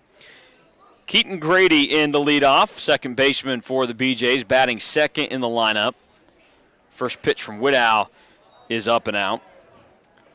Widow took over in the second inning and has pitched since, hasn't allowed a run, handful of hits, but has done a good job of limiting any damage.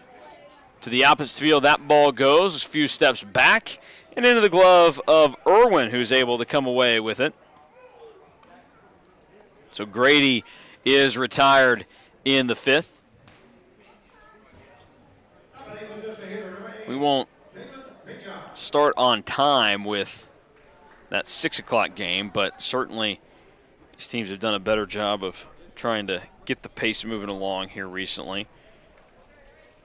Pena steps in. He takes the first pitch for strike one.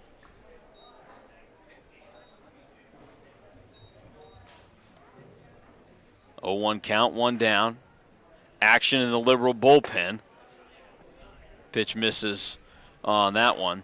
And there's also throwing happening on the TBT side. So both pins active as we are in the bottom of the fifth. The 1-1 home. And a little excuse me swing behind the plate. I don't know what happened if the ball came up and got the home plate umpire, but he has to take a moment.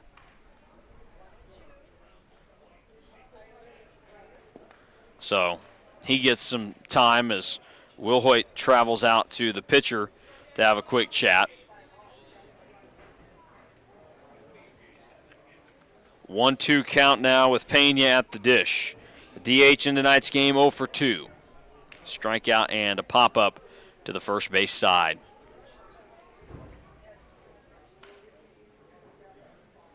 One, two. Buried in the dirt. Didn't even make it to home before it kicked up some dust. So evened at 2 balls and 2 strikes. Nobody on.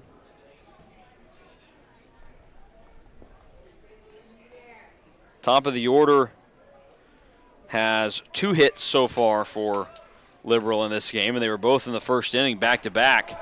And strike 3, down swinging goes Pena, so his second strikeout of the night.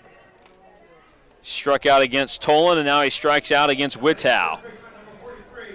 And Zach York will step in. 2 down, but he very easily could provide instant offense. We saw him give a ball a ride back in the third inning that banged off the middle of the wall out in right field. He takes strike 1. And again, to this point, that is our only extra base hit of the 11 that have fallen in this game. The 0-1, and he fouls it off his foot.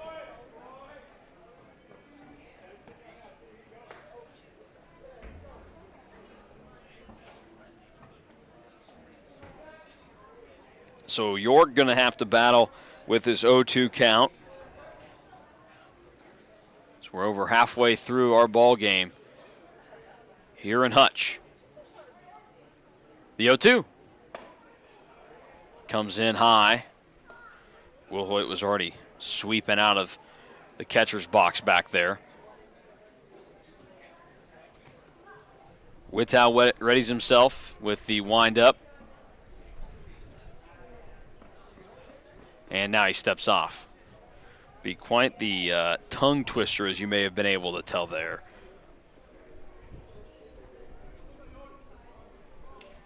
Whittow readies from the windup. The 1-2.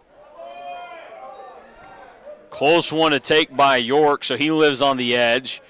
But it is ball 2. Not sure there would have been much of an argument if it had been strike 3, though. So that exhibits just how borderline it was. Count evens at 2-2. And York watches it come in low. Whittow runs it full with 2 down, nobody on here in the bottom of the 5th. Liberal with their 2-1 lead currently. York gets a piece of the 3-2 pitch out to left field. Mitchell back on it, and you could see the wind starting to grab it a little bit, but he is able to flag it down for a 3-up, 3-down inning for TBT. The first time tonight that the BeeJays have not seen a man reach base in an inning. We go to the 6th on KGSO with a 2-1 score between Liberal and TBT.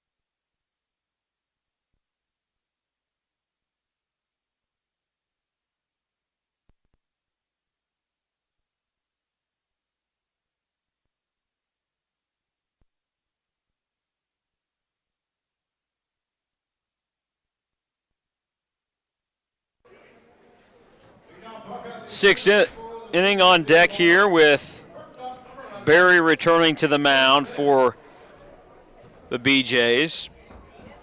And back to the top of the order with Easton Smith for the Ballers. This will be his 3rd time digging in. 1 for 2, the single and a run scored. First pitch from Barry is a swing and a miss.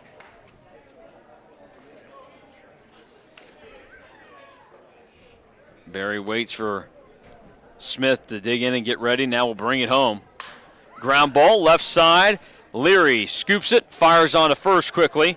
And out number 1 in the 6th resembles out number 1 in the 1st, where Smith grounded out to Leary as well.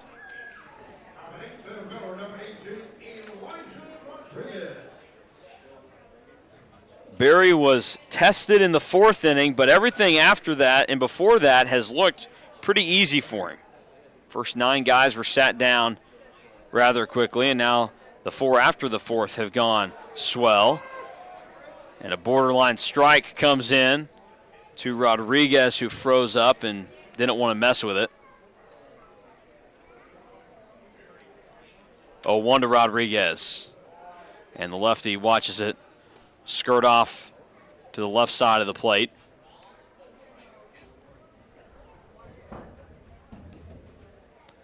The 1-1 comes inside, and Rodriguez turned himself out of the way in case it caught a piece of him.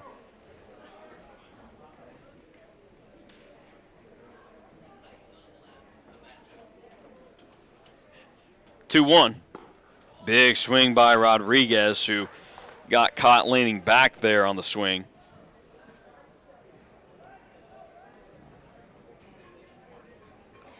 2-2 quickly comes home. And a swing and a miss by Rodriguez. We're going to say he caught at least a piece of it, but Polk still able to come away, snagging it back there. And so out number 2 comes on a strikeout.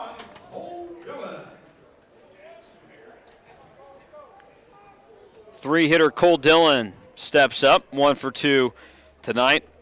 Singled in the 4th. That's where a lot of the damage came for TBT. 3 of their 4 hits in the 4th inning.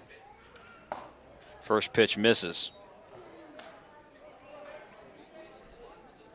Smith led off with a single, then a 1-out single for Dillon, and then a 2-out single for Irwin in the 4th is how the runs came in. Turned on by Dillon this time, but right to where Fry was playing in left, and another 1-2-3 inning is in the books for Jackson Berry, who continues to deal on the mound for Liberal. To the bottom of the 6th we go on KGSO. 2-1 BeeJays. What you should expect when you come here is a cadre of instructors that are eager to educate you in the traditions of the fire service, the duties, the job, and everything that is encompassed within what it means to be a firefighter. A vehicle is one of the most important investments you'll make, which is why you need both a vehicle and a dealership that you can trust. At Davis Moore, we made a decision long ago to be nothing but honest, to obsess over customer service, and to show nothing but respect for every person who walks through our doors. These core values have kept Davis Moore active in the Wichita community for over 65 years. Come see us at any Davis Moore location or check us out online at davis-moore.com.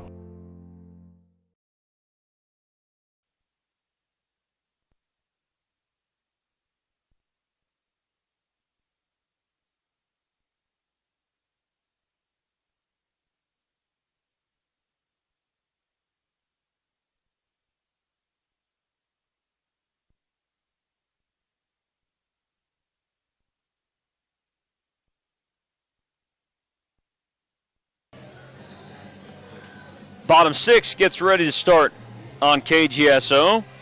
Liberal leading TBT.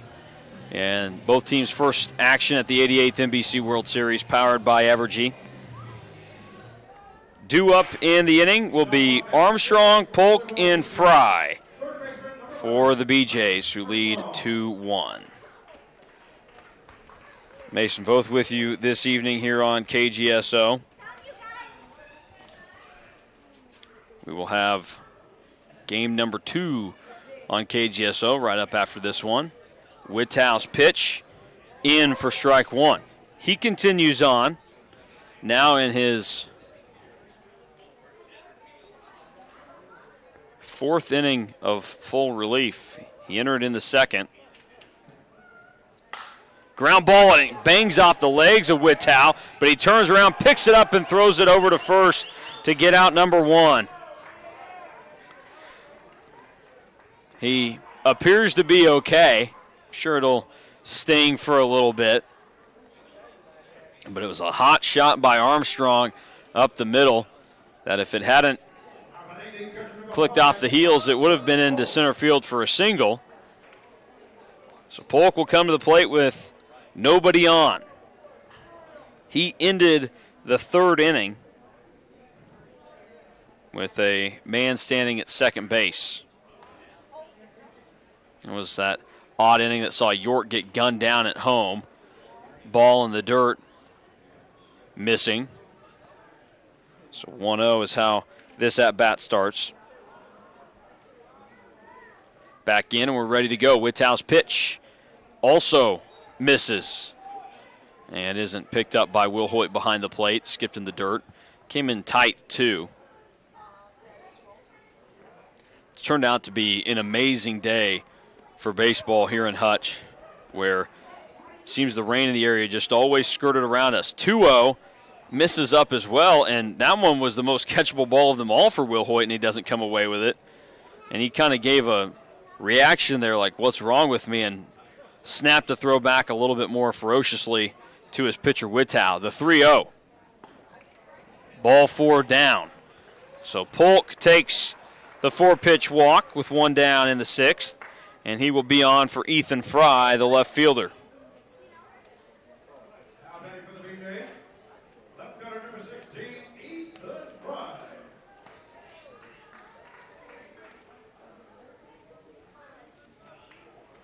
A look in from Fry. He waits for Wittau's pitch. And a high strike one comes across. Fry looks out there and looks right back at Wittau, who stares. Check of the runner, kick home. And 0-1 turns to 0-2 as strike catches the outside edge of the plate.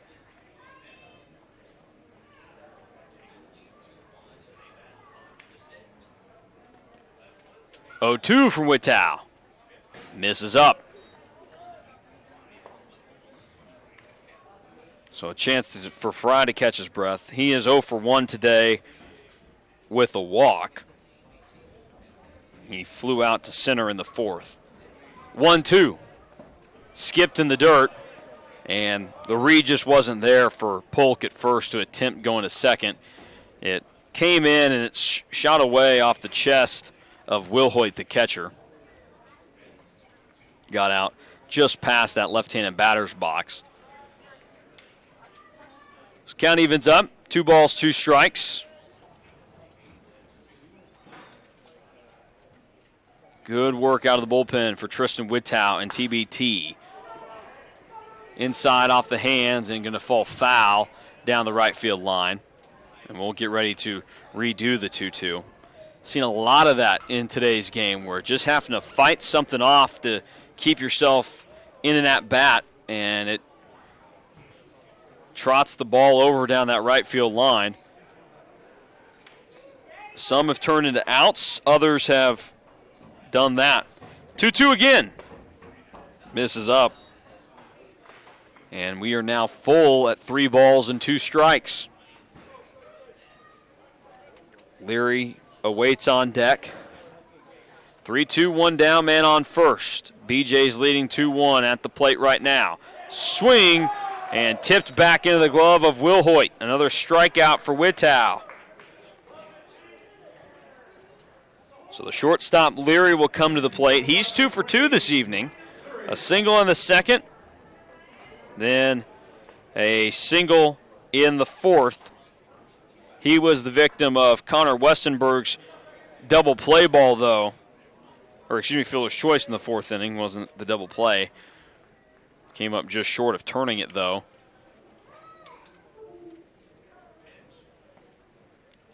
Two down, man on. And strike one. Shake of the head by Leary.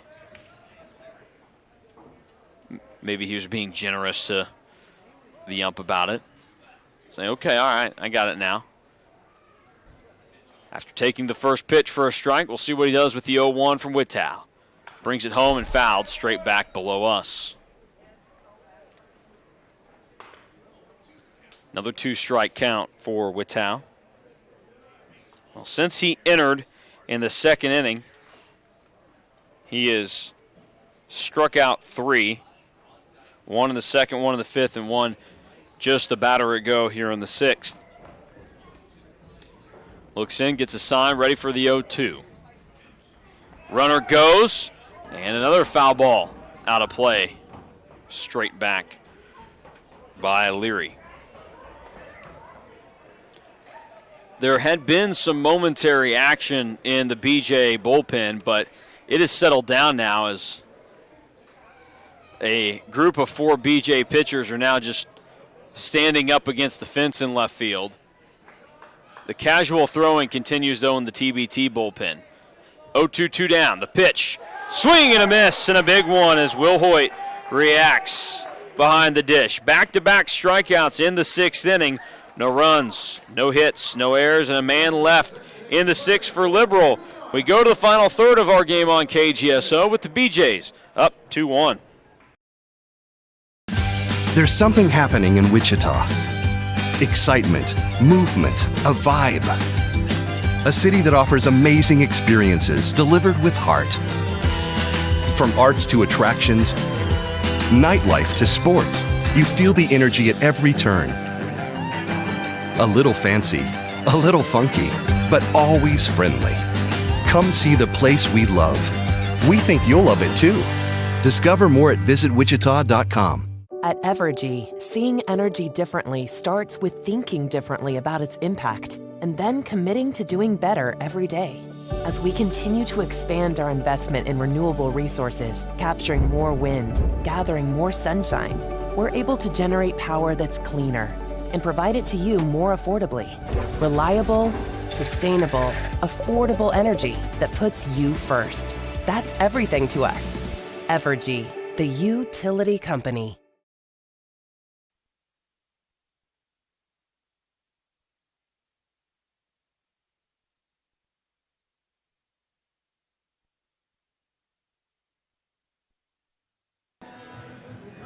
Jackson Berry out for his 7th inning of action on the mound for the BeeJays. It's been an impressive night for him. He wobbled a little bit in the 4th inning where he gave up 3 hits and 1 run, but he also paired it with 2 strikeouts in the inning and was able to get out of any further damage when he finished off Dylan Darnall for the K. And since then, in the 5th and the 6th, it has been 6 up, 6 down for the BeeJay pitcher.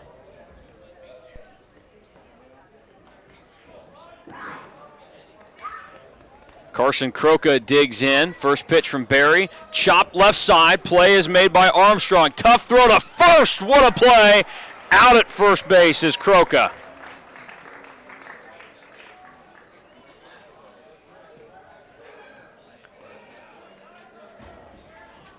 So Croca will go and find a seat as Gabe Irwin will come to the plate now. Left-handed hitter. Armstrong had a field a chopper that is always a little slow developing and then was fading into foul territory but got the throw off and accurately placed it as strike 1 comes across. And Croca didn't have the speed to beat it out. Berry just threw his 90th pitch, the 0-1. Fouled straight back. So Berry may approach the 100 pitch mark in this inning, the 0-2 in the dirt. Not a horrible pitch on 0-2 though. Can get away on that. 1-2, 1 down. And with that pitch count getting up there, now the action resumes in the bullpen for Liberal. The 1-2. Snapped inside for ball 2.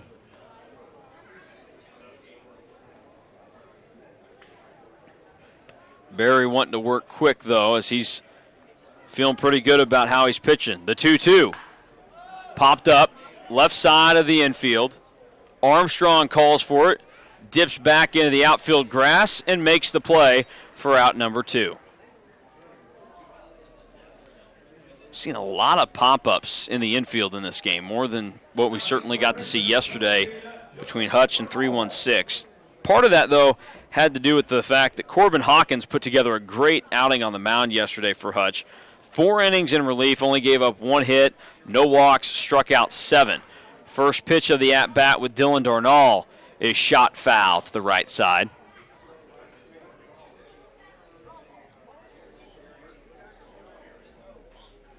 Darnall falls behind 0-1. He's 0 for 2 in the game.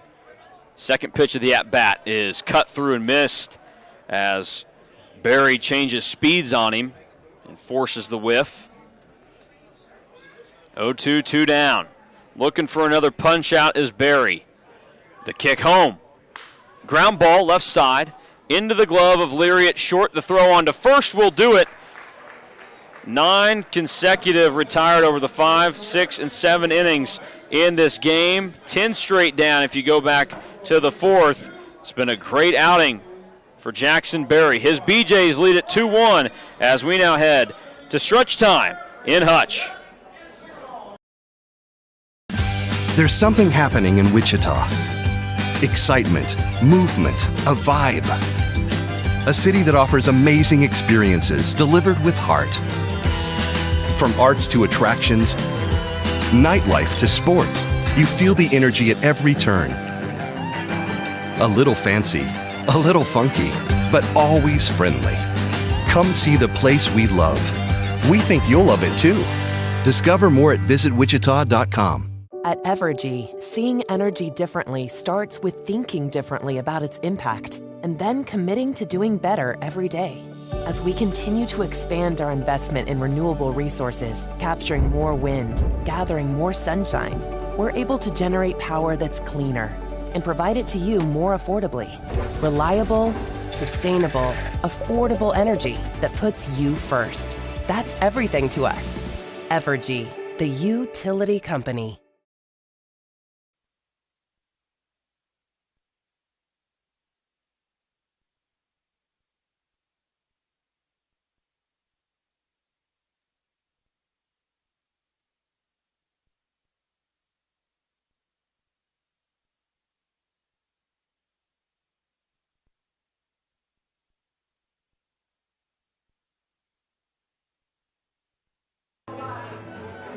Set to go in the bottom of the 7th inning.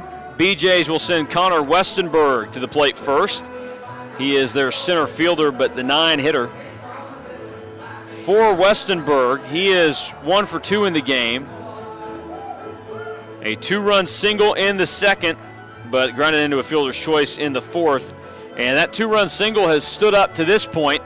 So the BeeJays just have a handful of outs to get before they can finish things off. New pitcher into the game for TBT is Kaj James, a left-hander from Crowley, Texas. The 6'3" pitcher plays his ball at Citrus College, and that closes the book on Tristan Whittow, who was very, very good out of the bullpen. Doesn't allow any runs during that stretch and is able to come away with 4 strikeouts. And also avoided any free passes, which is a big deal as well. So the line closes on Whittow. 4 2/3, 3 hits, no runs, no walks, 4 strikeouts. And he gives way to Kaj James here in the bottom of the 7th.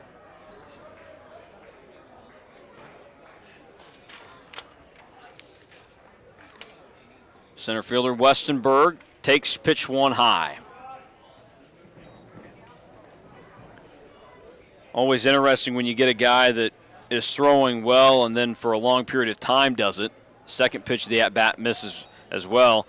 And kind of the point being here that James is proving is he's missed on the first 2 is you never know what you're going to get, and that's what makes the situation out of the Liberal bullpen a little nervy, as strike 1 is finally thrown over by James.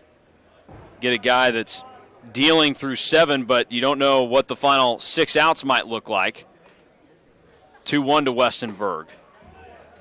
Couldn't get the curveball to break off any harder, and it stays up. Favorable count for the center fielder Westenberg. Takes his pitch from James, and that is ball 4. Close one that Westenberg waited for a little bit to make sure he wasn't going to take off too early and be called back. And we reset the lineup with Gavin Brzezowski. He is 1 for 3 today. Singled in the first, but was left sitting at third. That inning kind of took a nosedive immediately after back-to-back singles to start when Pena struck out looking, and then on a double steal attempt, Grady was gunned down at second. The pitch to Brzezowski. Strike 1, taking on the outside edge. So Brzezowski comes to the plate. He also left men on base in the second inning when he struck out looking. Pitch misses in the dirt. And then another inning where he left guys on was in the 4th. So he's done it 2 times tonight and comes to the plate with a man on again.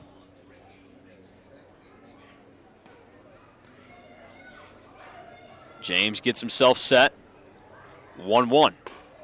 High and tight as Brzezowski gets out of the way. Brzezowski recently committed to go play at Baylor next year. So he will join his teammate Hudson Polk and Ethan Fry playing Power 5 baseball next year. 2-1 finds the zone to even things up at 2 balls, 2 strikes. As for Polk, Brzezowski will join him in the competitive Big 12. Oklahoma had a breakout year, making it to the College World Series and winning the Big 12 tournament. Foul ball to the left side. For Baylor, a little bit of a rebuilding year for the Bears. They were down compared to recent years. And it's even not that long ago that you go back 5 to 10 years that Baylor was kind of a bottom-tier league in the Big 12, and they've certainly turned things around. 2-2, nobody down, man on first. Brzezowski at the plate, and the pitch comes inside, and we run full here in the bottom of the 7th, with the BeeJays holding on to their 2-1 lead over the Ballers.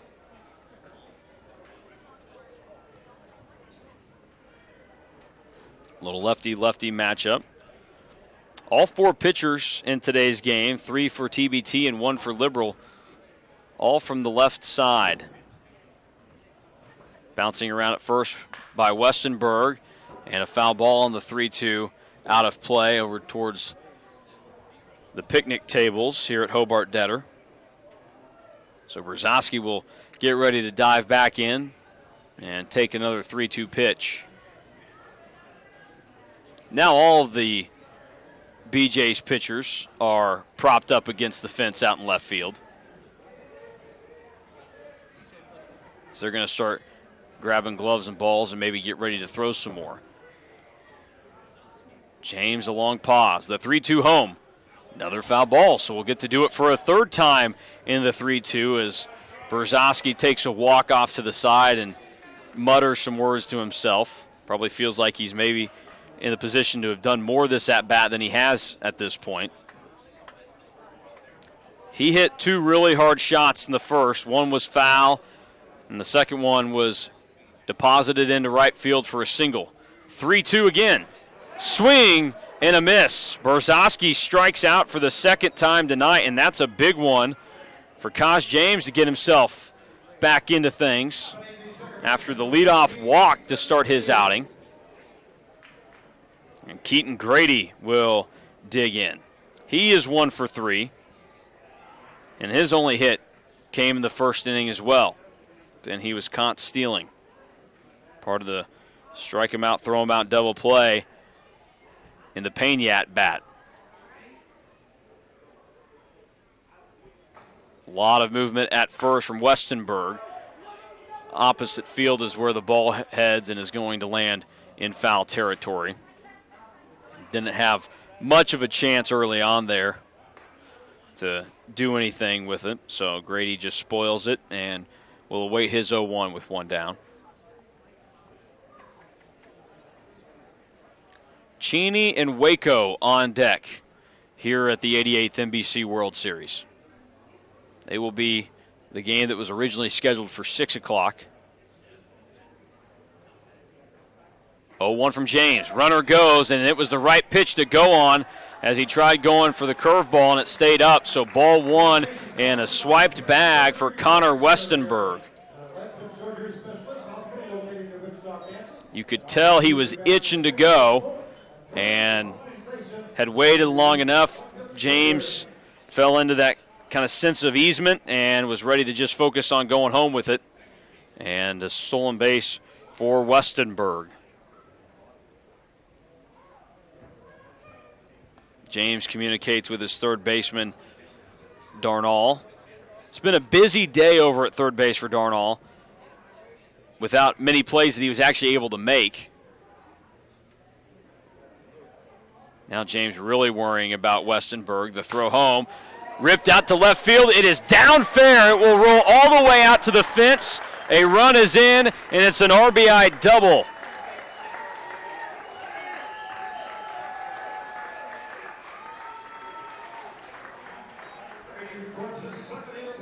So Grady delivers as he scores Westenberg from 2nd, and they trade places to make it a 3-1 game and a little bit more cushion for the BeeJays, and still the opportunity to add more here in the bottom of the 7th.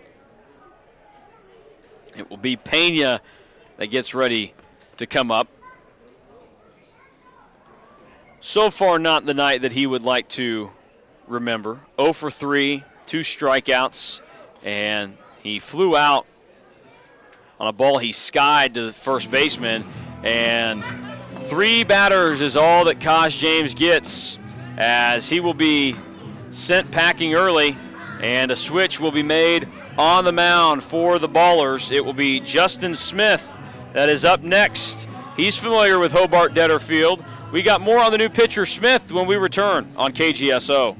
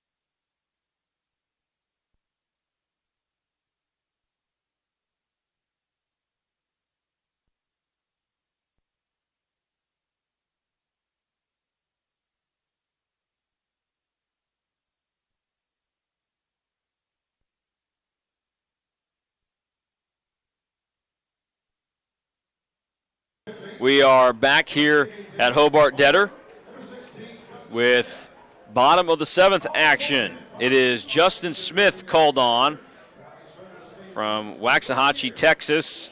And mentioned before the break, he's familiar with this field out here. He is a Blue Dragon on the TBT roster.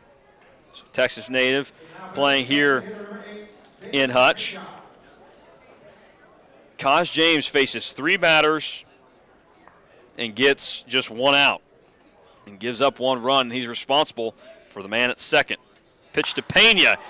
He knocks it out to left field. Going back is Mitchell, and he can't get to it.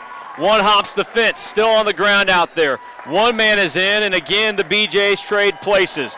Back-to-back RBI doubles for Grady and Pena, and 2 more have crossed the plate in the 7th for Liberal.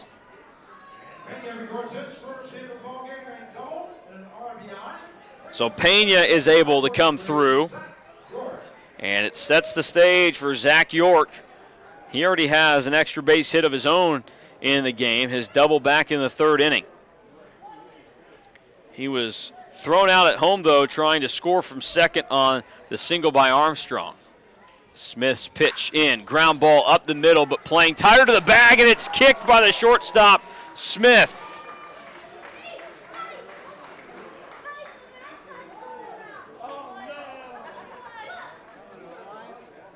So it will be runners at first and third.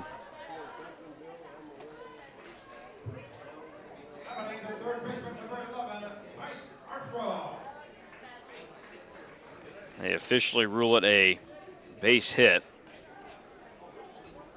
Runners at first and third. And the pitch misses up.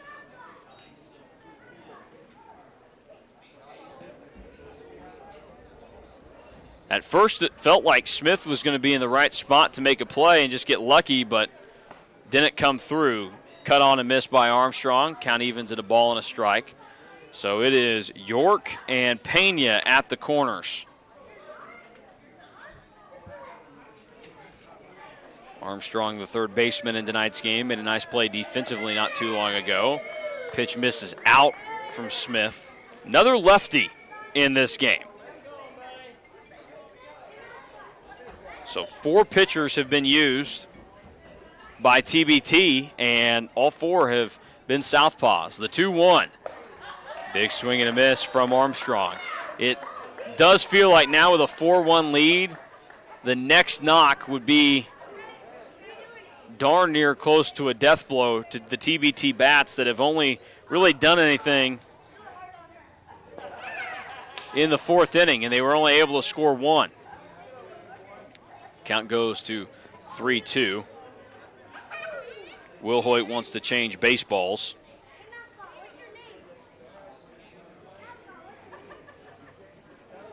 Three, two, one down. Runners at first and third. A nod from Smith on the mound, ready to bring it to Armstrong. Swing and a miss. Strike three. So the first out recorded by Smith.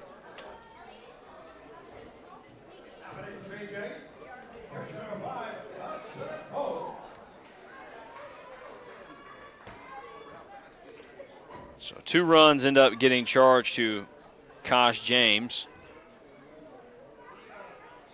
2 down for Hudson Polk, and pitch comes in tight on him.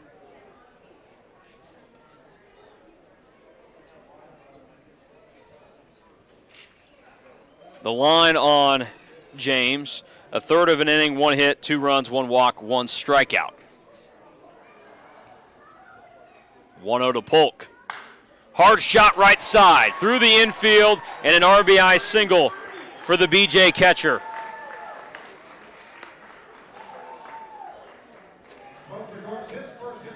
And York advances to second, so runners at first and second, with Ethan Fry coming to the plate.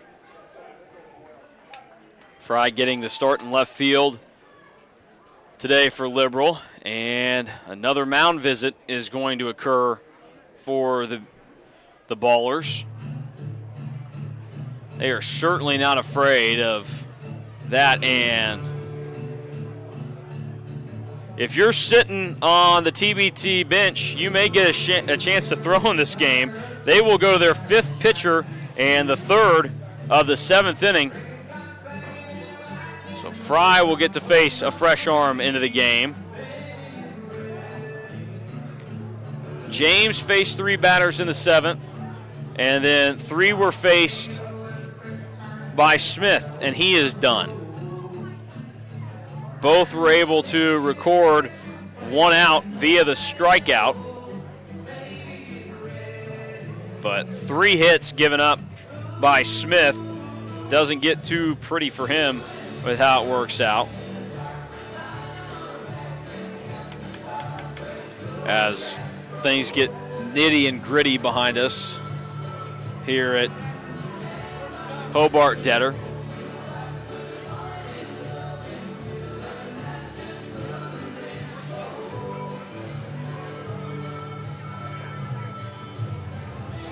The new pitcher into the game ends up being shortstop Easton Smith. So we get back-to-back Smiths to take over on the mound.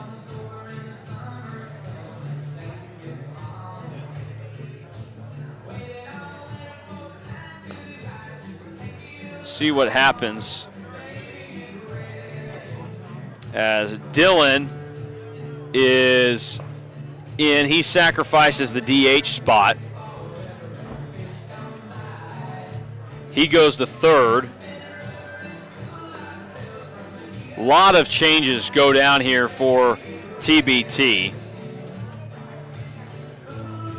But what you need to know is Dylan remains in the game. He just will now have to field. Then a change also over at first, as coming in as well is going to be Preston Knott. So Knott is the new first baseman.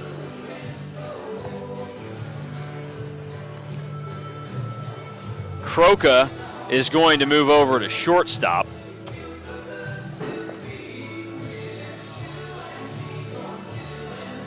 So Croca has a new home on the field. He was at second. As we try to sort out all the changes that take place here. And it looks like Mata might stay in the game and play second base, and that would mean that Darnall is on the outs.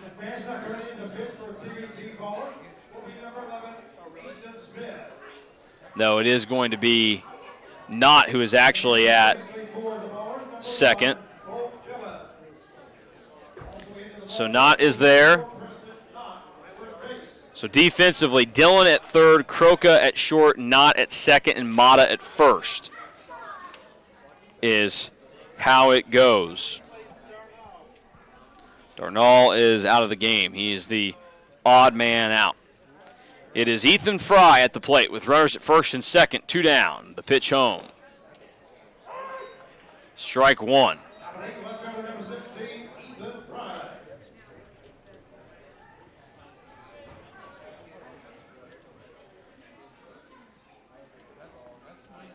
A little bit of a long wait here. 0-1 from Smith. Bounces in the dirt. Nobody going. They aren't going to worry about that.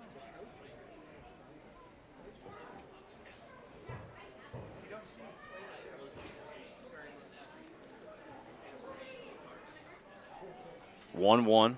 We wait on Smith.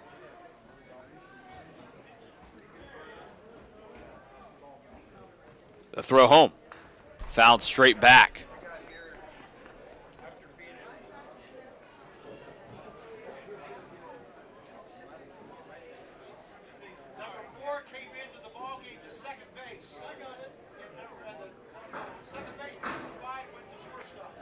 One, two, as Fry waits for his pitch from Smith, who is slowing the game down certainly out there, making sure he doesn't do anything out of the ordinary. Another foul ball.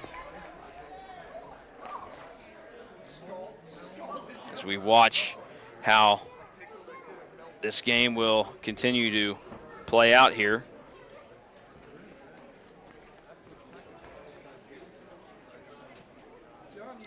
Waiting for a 1-2.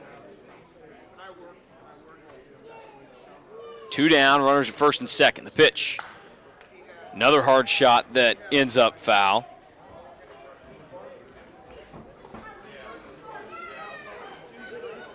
Six outs left to get for the BeeJays. They're not really to the point where you can start thinking about one of the run rules kicking in quite yet. It would take a little bit more offense for them. Fry is the 8th hitter of the inning, and he gets hit inside on the hands. So a hit by pitch by Easton Smith, who enters the game, and the bases are now loaded. It'll be Ryan Leary, 2 for 3 in the game tonight. And we are going to get a pinch runner. So Fry is going to exit, and coming in to run for him is Cooper Hext.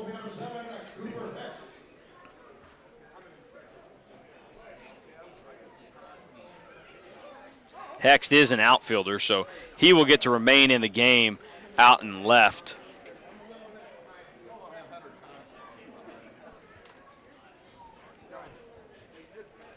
Chance for things to continue on. Shot out to right field. That ball going back is going to get down. 1 run in, a second run coming to the plate. He is in safe, and going down and taking second is Leary. A 2 RBI single, and he advances on the throw. And more runs come in to score for the BeeJays. They now have runners at second and third with 2 down in the inning. And a 7-1 lead in this 5-run 7th that continues on. It will be Connor Westenberg that comes to the plate. He started it all here in the 7th inning with a walk, then came in to score.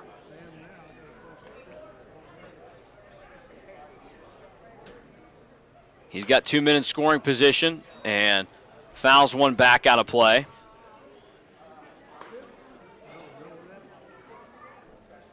Our game now past the 2-hour mark. About 3 hours, 12 minutes into, or 2 hours, 12 minutes into our action, excuse me. 0-1 from Smith. Ground ball, hot shot, and a couple of bounces fielded perfectly by Knott, and that will end the inning. So a ground out to second ends it, but 5 runs come across to score. It is 7-1 BeeJays as we head to the 8th on KGSO. Visit Hutch again. Fall for Hutch all over again. It's a perfect time of year to enjoy the outdoors. Learn a new hobby. Enjoy a beverage on a patio. And have fun doing some shopping. Hutch is the perfect place to enjoy fall activities and spend time with family. So visit Hutch again. Seeing the world of energy differently means looking forward and innovating now. It's why we've invested in a next-gen infrastructure, one capable of providing energy to you more dependably than anything before it, so you can focus on what matters most. Reliable, sustainable, affordable energy that puts you first. That's everything to us. Evergy, the utility company.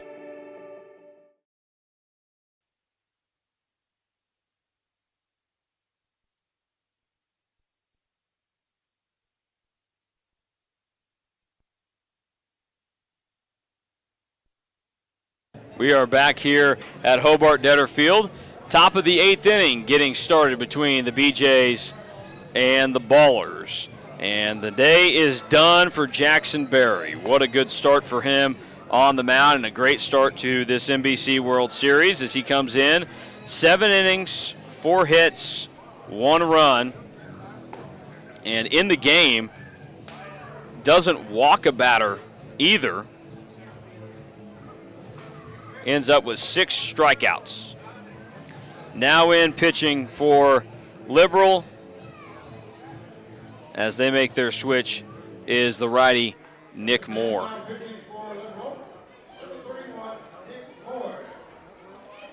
So Moore has taken over on the mound.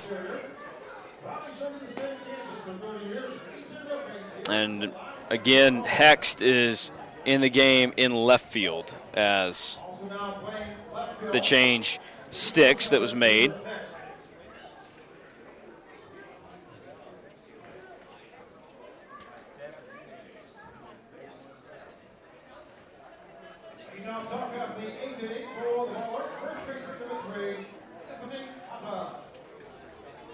All right, we are ready to go with Anthony Mata in the 8th. Moore comes set. Ground ball right back to Moore, goes under his glove, but the second baseman Grady flips it on to first for out number 1. So an efficient start to the game for Nick Moore on the mound.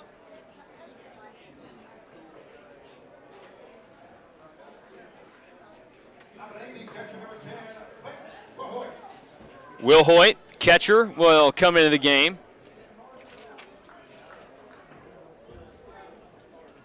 Will Hoyt, a switch hitter.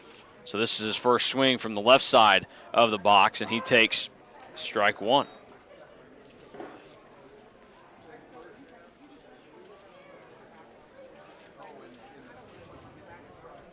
A 1 count to him.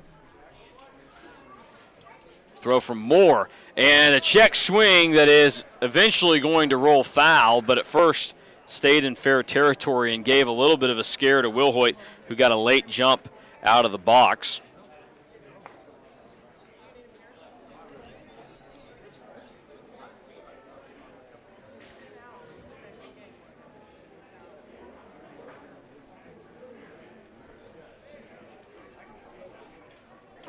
Oh-2. We wait for Will Hoyt, and now Moore sees him in, ready to bring it home. Misses poorly outside.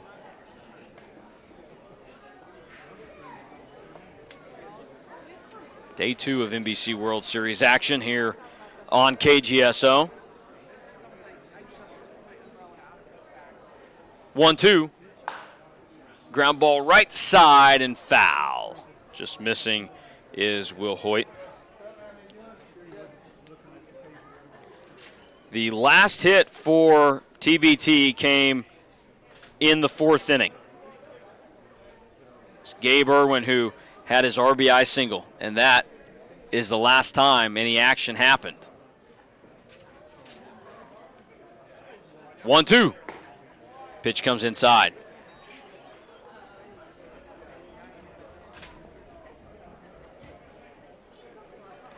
Count even, 2 balls, 2 strikes, 1 down for Will Hoyt, 0 for 2 today. Struck out looking.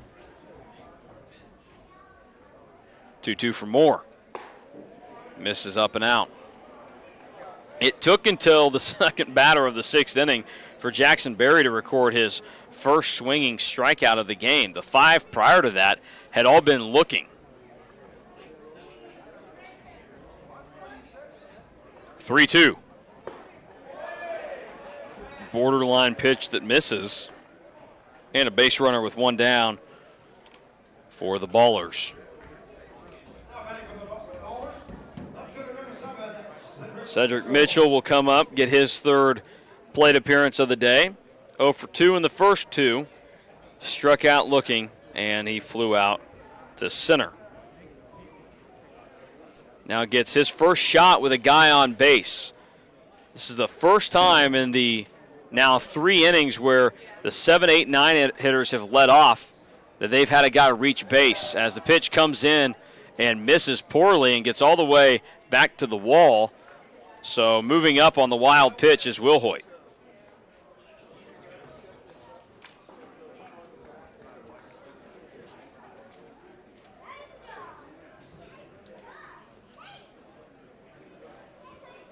Right-handed hitting Mitchell. Settles in. We'll wait the 1-0. First pitch for Moore was a ground ball. The second, that was an out. Since then, it's gotten a little bit more wild for him. Hasn't been quite as tame on the mound.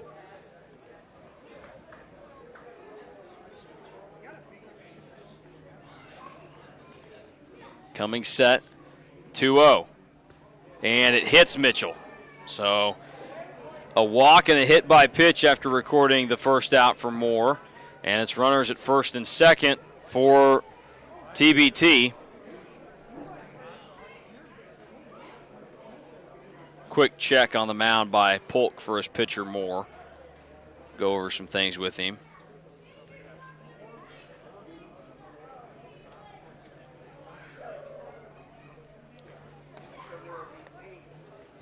And manager for TBT, James Batten, is having a quick chat with home plate umpire.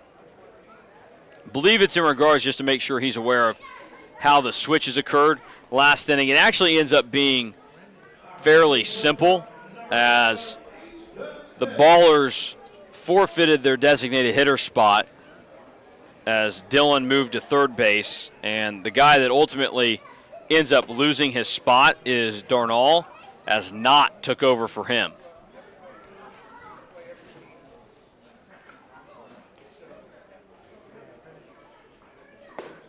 First pitch is a strike to Easton Smith, who finished the last inning on the mound.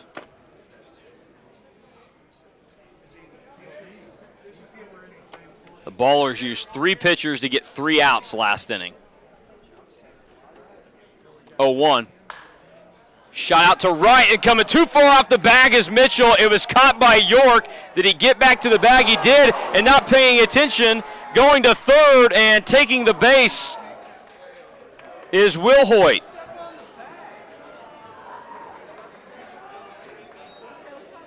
York trying to make the case that he tagged Mitchell over at first on the line out. And the reason he didn't go to step on the base was he didn't think he could win the foot race with Mitchell, which I would agree with. So it was probably the right try at trying to make a play.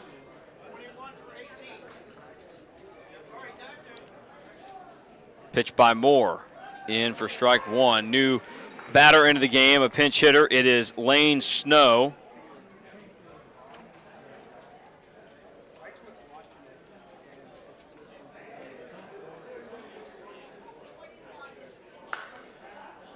in the air, and York comes over to field it on the pop-up.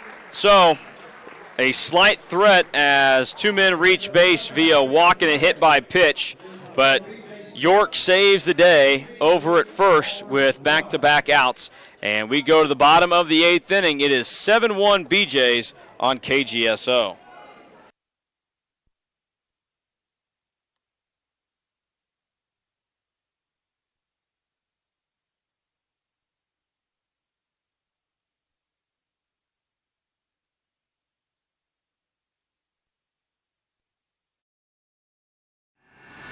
Visit Hutch again. Fall for Hutch all over again. It's a perfect time of year to enjoy the outdoors. Learn a new hobby. Enjoy a beverage on a patio. And have fun doing some shopping. Hutch is the perfect place to enjoy fall activities and spend time with family. So visit Hutch again. Seeing the world of energy differently means looking forward and innovating now. It's why we've invested in a next-gen infrastructure, one capable of providing energy to you more dependably than anything before it, so you can focus on what matters most. Reliable, sustainable, affordable energy that puts you first. That's everything to us. Evergy, the utility company.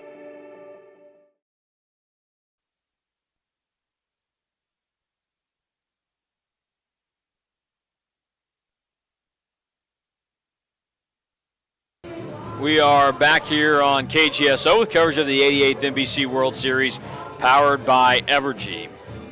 Mason Voth here with you on our first game of the evening on KGSO. Sasha and Felix will step in for game number 2 after this. It will be the third overall game of the day here at Hobart Detter. The first game of the day went 15. It was a lengthy game featuring San Diego and Denver, and the Stars ended up getting a 3-2 victory in the 15th as they were able to bring 2 across in that inning. Next game up for you will be Cheney and Waco.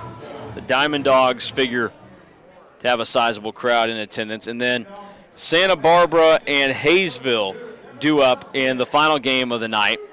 The reigning champs taking on the Aviators, who were the last team to qualify for the NBC World Series this year out of the Sunflower Collegiate League. Smith stays out to pitch, and strike one is in to Brzezowski.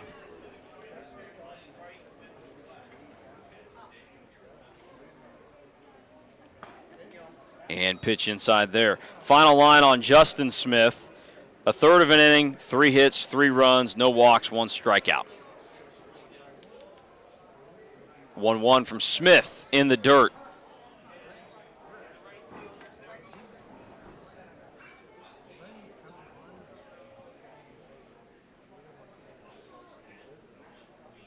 So, a little bit of changes as snow remains in the game. The outfield 2-1. Brzezowski tried jumping on it, pops it up, left side, and into foul ground. So 2-2 it will go.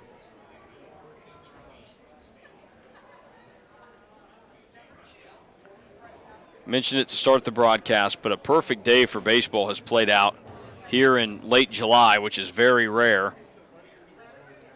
We started at 77, and we sit at 76 right now. It's just a barely noticeable breeze every once in a while as the flag out in center field is straight down.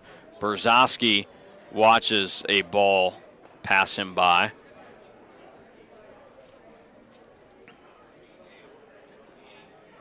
With a lot of cloud cover today. 3-2. Brzezowski shoots it foul.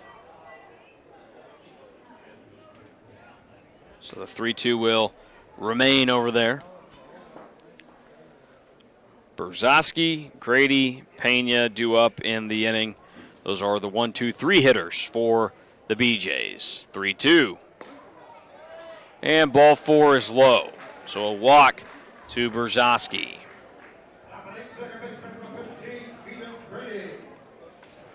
Grady will come to the plate now.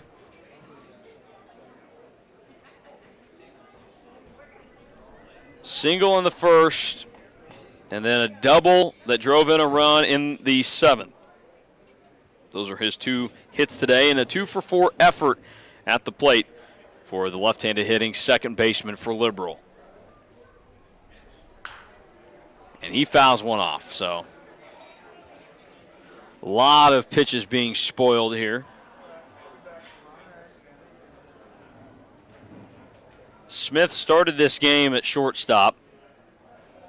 He's now coming to pitch. He is the 5th different arm on the mound today for TBT. Quick throw over, and back in time is Brzezowski. And that's a huge part of the NBC World Series is do you have enough pitching depth, not only for when you're trying to play well, but also when you're in a game like this where now the next 2 games become your main focus. Can you save arms that you're absolutely going to need to try and win a game? Another pickoff attempt, and Brzezowski is back in time. So James faced 3 batters. Smith faced 3 batters. They both only got 1 out, and then they gave way to Smith, that being Easton Smith this time as opposed to Justin, and that's probably the last arm we see today. So as a pitch misses, Easton Smith is probably going to be tasked with wearing it no matter what happens here over the next inning. You would figure this ends up being the final cracks at the dish for Liberal. Another pitch misses. Nick Moore would seem likely going to get the duties to finish things off in the 9th inning with a 6-run lead currently. Nobody down, man on first, though. And the 2-1 misses up. So we go to 3-1. And Will Hoyt takes a few steps out in front of home to throw the ball back to his pitcher. Maybe give him some words of encouragement.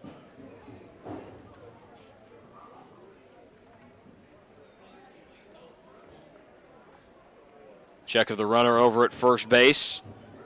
Now set, 3-1. Ground ball, right side, coming up, not to second. Brought his man off the bag and doesn't get back in time.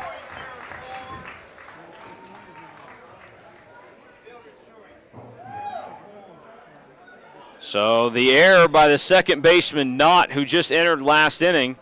And it is runners at first and second now with nobody down here in the bottom of the 8th. And this 6-run lead is our first error of the game.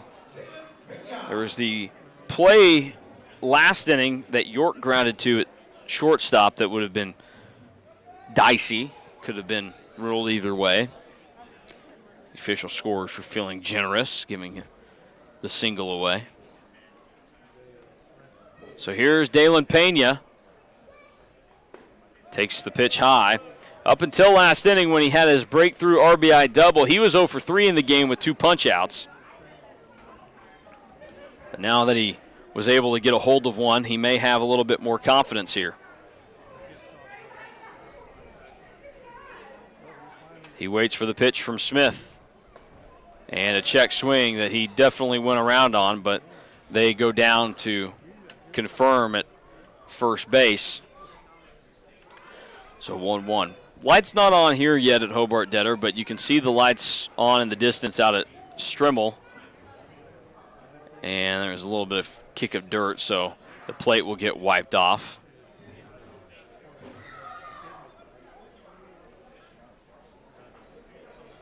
So a break in the action before the 1-1 pitch.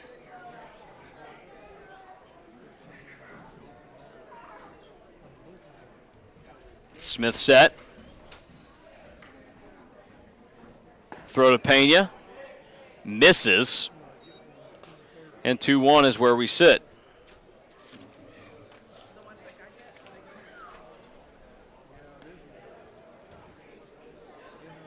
The designated hitter in today's game is Pena.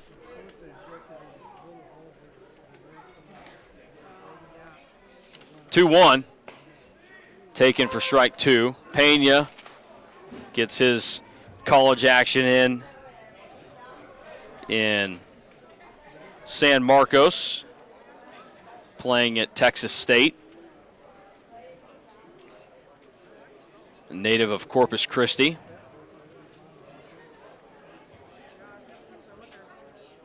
Two-two, 2 men on, nobody down. Pena fouls it back. So Pena didn't want to be an Islander, I guess, and stay in Corpus Christi. Made his way to play for Texas State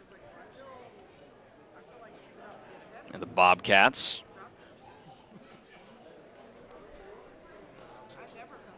Smith will try the 2-2 again. The throw home. Misses down, and we run full with Pena.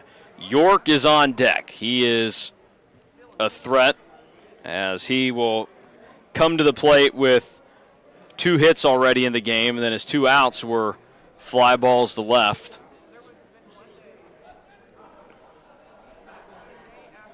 Three-two.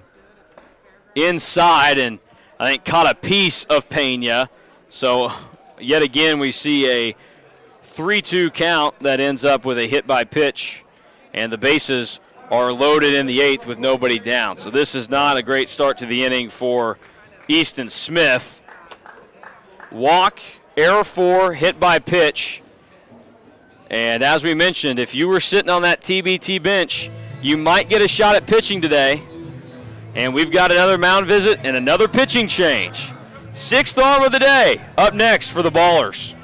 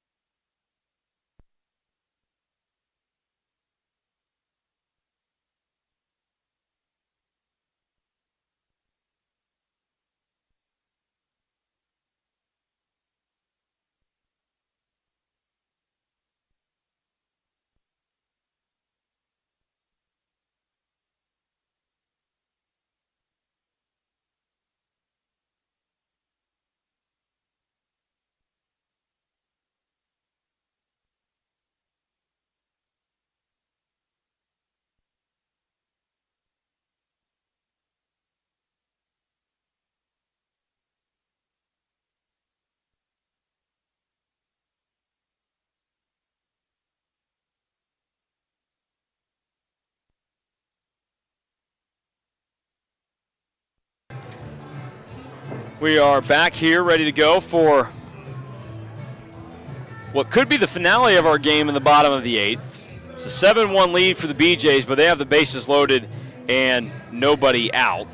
So we'll see ultimately how it ends up going, as Easton Smith wasn't able to record an out in the 8th inning. So as it goes, Tolan got 4 outs as a starter, then gave way to Wittout, who was really, really good in the game.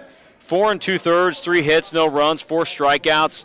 And then Kaj James, Justin Smith, and Easton Smith all come in to only get an out apiece in the 7th inning that led to 5 runs.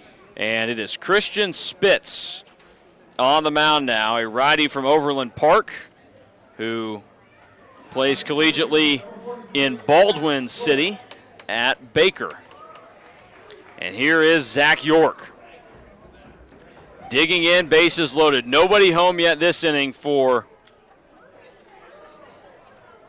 the BeeJays, but certainly an opportunity for it to come. Spitz will work out of the full windup. The throw comes inside.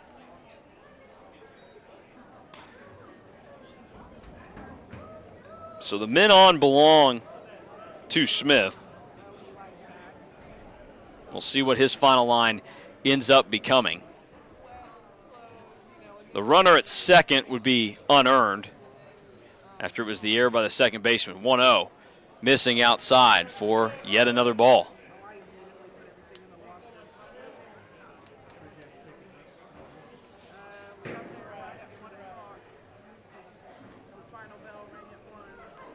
Spitz ready with the windup. Takes a breath. Will bring it. York, big shot out to right field.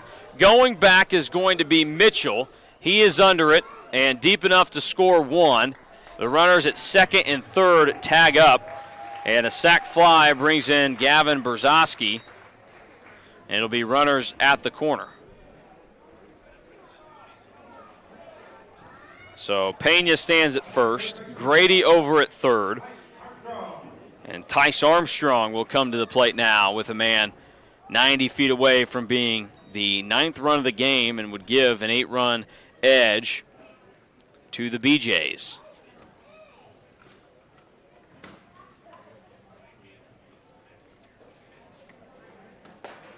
And strike one is funneled in, a good pitch.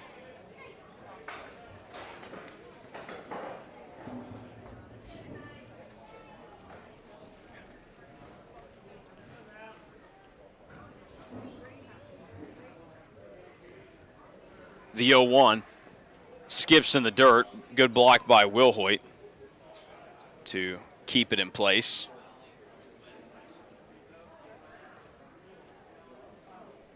One down. Double play possibility lurking out there for the Ballers.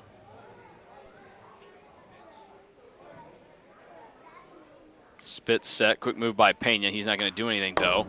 And fouled straight back by Armstrong, and must have hit it in the right spot to kind of bang it off of a post below us.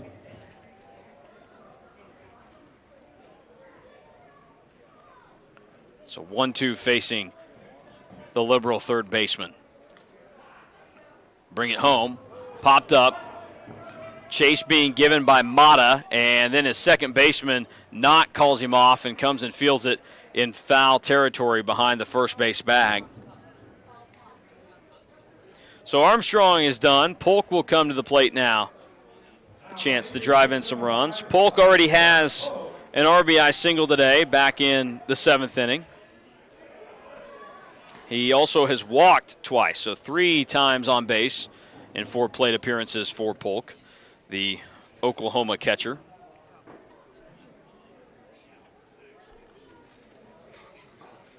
Pitch from Spitz, in for strike one. We're 2.5 hours into our game now.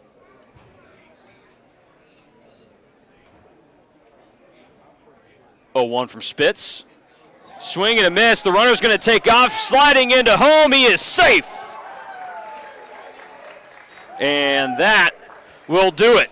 So Liberal able to get the walk-off run rule on a wild pitch that scores Grady over at third base.